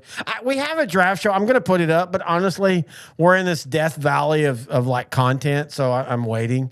Also, I'm trying to edit it, and I'm trying to do 20 other things. I will go ahead and say this: our first look back of the off season, and next year we're going to do it earlier, but we're going to do Friday Night Lights season 1. That's a show that's I really, really loved back in the day, but also rewatching it. I'm not saying it's problematic, but dear God, I've never seen a team win so many games on basically Hail Marys.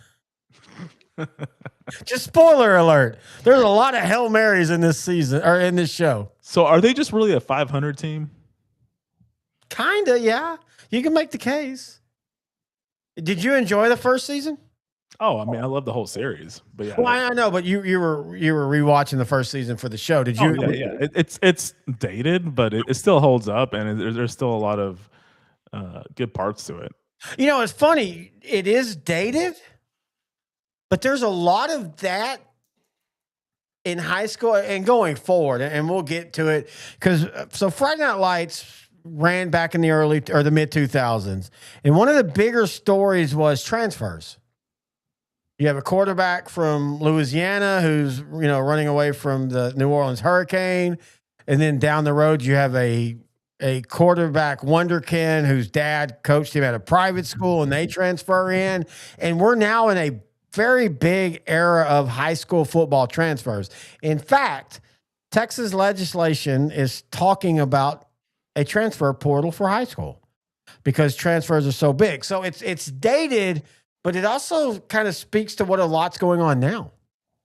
It was bound to happen. Like college, it makes sense, but especially in Texas, it does make sense to do a transfer portal, it's just crazy because they still live with their parents. So how are the parents going to just transfer over to another city, another town, and just find a job? Okay. Friday Night Lights, the TV series, is based off Friday Night Lights, the movie, which is based off of a real book about a real team, Odessa Permian. And Odessa Permian in the 80s were famous for going to East Texas, finding the big black stud, and then basically hiring the dad to work for an oil company. Now, people will say, well, that's wrong. I'm like, you just changed the whole family's life. This guy who's working, and if people don't know, in East Texas, logging was the thing back then, and you weren't making a lot of money, and a lot of African-American truck drivers, that's what they did. They would then go out to West Texas and work in oil fields and make $100,000 a year. So what's more important, how many times a freaking team won a sport championship, or how many times that team provided jobs and generational wealth for families? And it's a very risky business to be a roughneck on an oil field. That's kind of like Landman. They deal with drug cartels and everything. Landman is actually not that far-fetched, to be honest with you. I would say Landman, it's a little far-fetched. It's okay. Driving from Midland to Fort Worth in 3 hours is far-fetched. That is not a 3-hour drive, but I would say a lot of the stuff they do say is somewhat accurate. Okay, so for people that don't know, you work in oil and field right now. I've worked in oil and field in multiple positions, including being a landman. My biggest issue with the show is, and I get it, landman sounds great. It's a great title. But what Billy Bob Thornton does in that show, he's really a director of operations. The problem they have with is what they have, because so what people don't understand, a landman, his job is, an oil company hires a landman company, or they have them in-house, and they go, okay, there are 10 tracts out in Midland that we want to buy their mineral rights. So all a landman does is he goes out, he goes to the courthouse, he researches who owns those land rights, the mineral rights, not the land, the mineral rights. And then he goes to those families and he negotiates, hey, we want to buy your or rent your land, your mineral leases for this many years. The problem with the show Landman is they make him also run all the operations, which a landman does not do. A landman has nothing to do with the actual oil being taken or natural gas being taken out of the ground. Okay, that part is far-fetched because that is way too many responsibilities for one person. You're right. The vocabulary they do really well.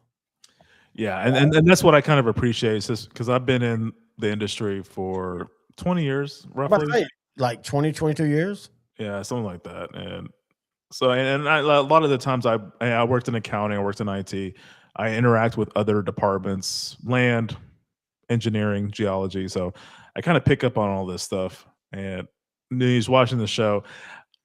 One of the jokes about the things that is fake about being a landman is the fact that I remember in season 1, Billy Bob Thornton went to his truck, to his tool chest or his toolbox, and he actually had tools in his toolbox. Yep. 9 times out of 10, a landman is a suit. Yeah. He's not worked out. And it's funny because how I worked as a landman, our company had 2 separate sides of landmen. You had the one that just did the research.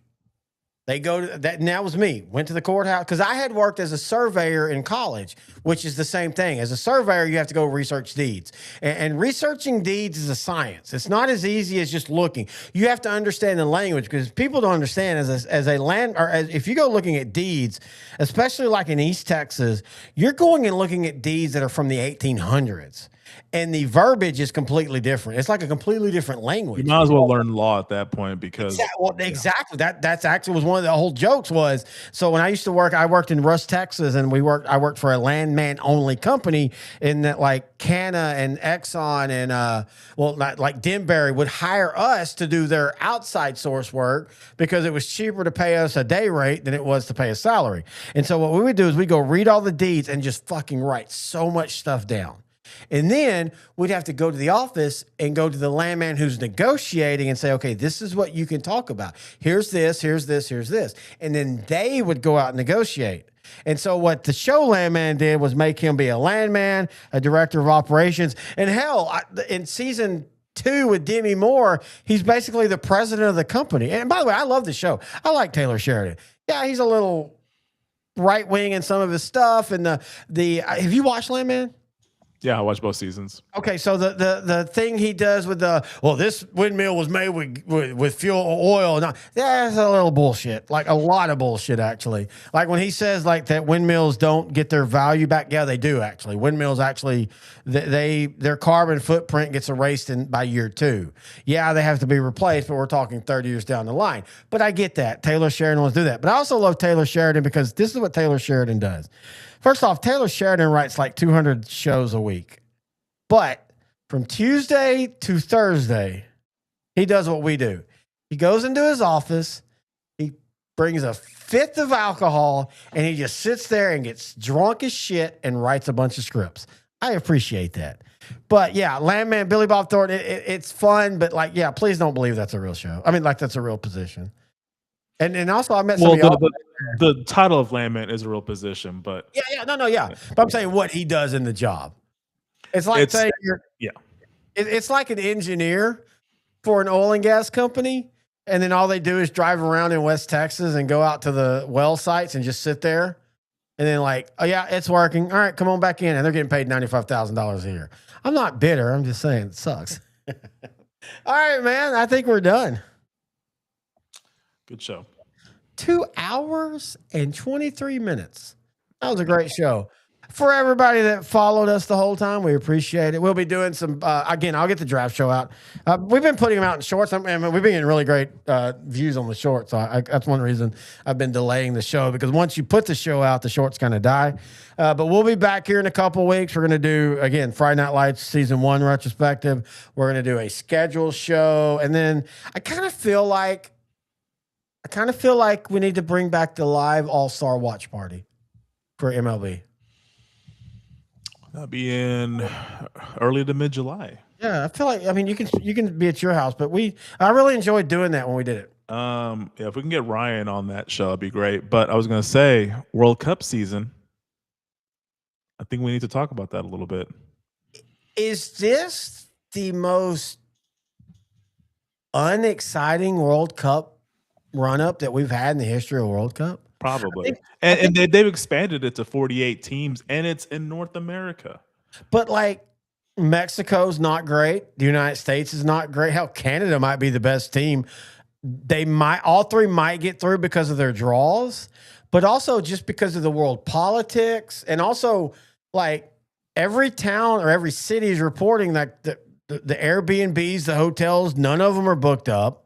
The ticket prices for that United States first game is like $300 for a good seat. I feel like world events like the Olympics and World Cup are kind of dying. If I found a $300 ticket for a World Cup, I would definitely be going. But all the ones I've been looking at are $3,000-$4,000, and I'm a snob about going. If I'm going to go to an actual event where I got to go through thousands of people, I'm going to sit in a good spot. I want to get close to the field. If I don't do that, then I might as well just come over to your house, watch on the big screen. We can order what we want, drink what we want for under $100. We can do a live show of the U.S. if you want. What is more, like, I feel like, so in 94, I actually went to a game. It wasn't in the United States. South Korea was here in Dallas in 94. And South Korea was a fun team because they weren't good, but they were plucky. They could run for days. They were just fun to watch. And that was a fun experience. But I feel like where United States soccer is, they lost the narrative. Like, nobody cares about I don't care about the United States soccer. And you know how big we were 10 years ago into soccer. And I still follow soccer. But I don't wake up and watch any of the soccer games anymore. I can't remember the last time I watched the United States soccer team. And I am not, I mean, I will definitely do a live watch with you because we'll have fun. But like, I have no desire outside of that to watch the World Cup this year. Yeah, I mean, just the fact that it's here for the first time since 94, I'm going to definitely watch.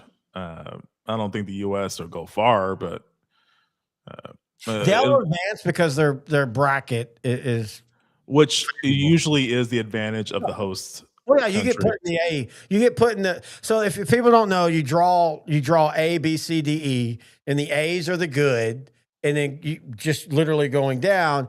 But the host get put into the best pool because you want the host to survive. You don't want all three of them being knocked out in the group stage because then you have that danger of losing viewers. And then also, I mean, all jokes aside, the whole immigration thing with America, like I see it all the time. A lot of people are like, yeah, I'm not coming. I would normally go to this World Cup, but I don't want to because I'm afraid if I go there, I get rounded up.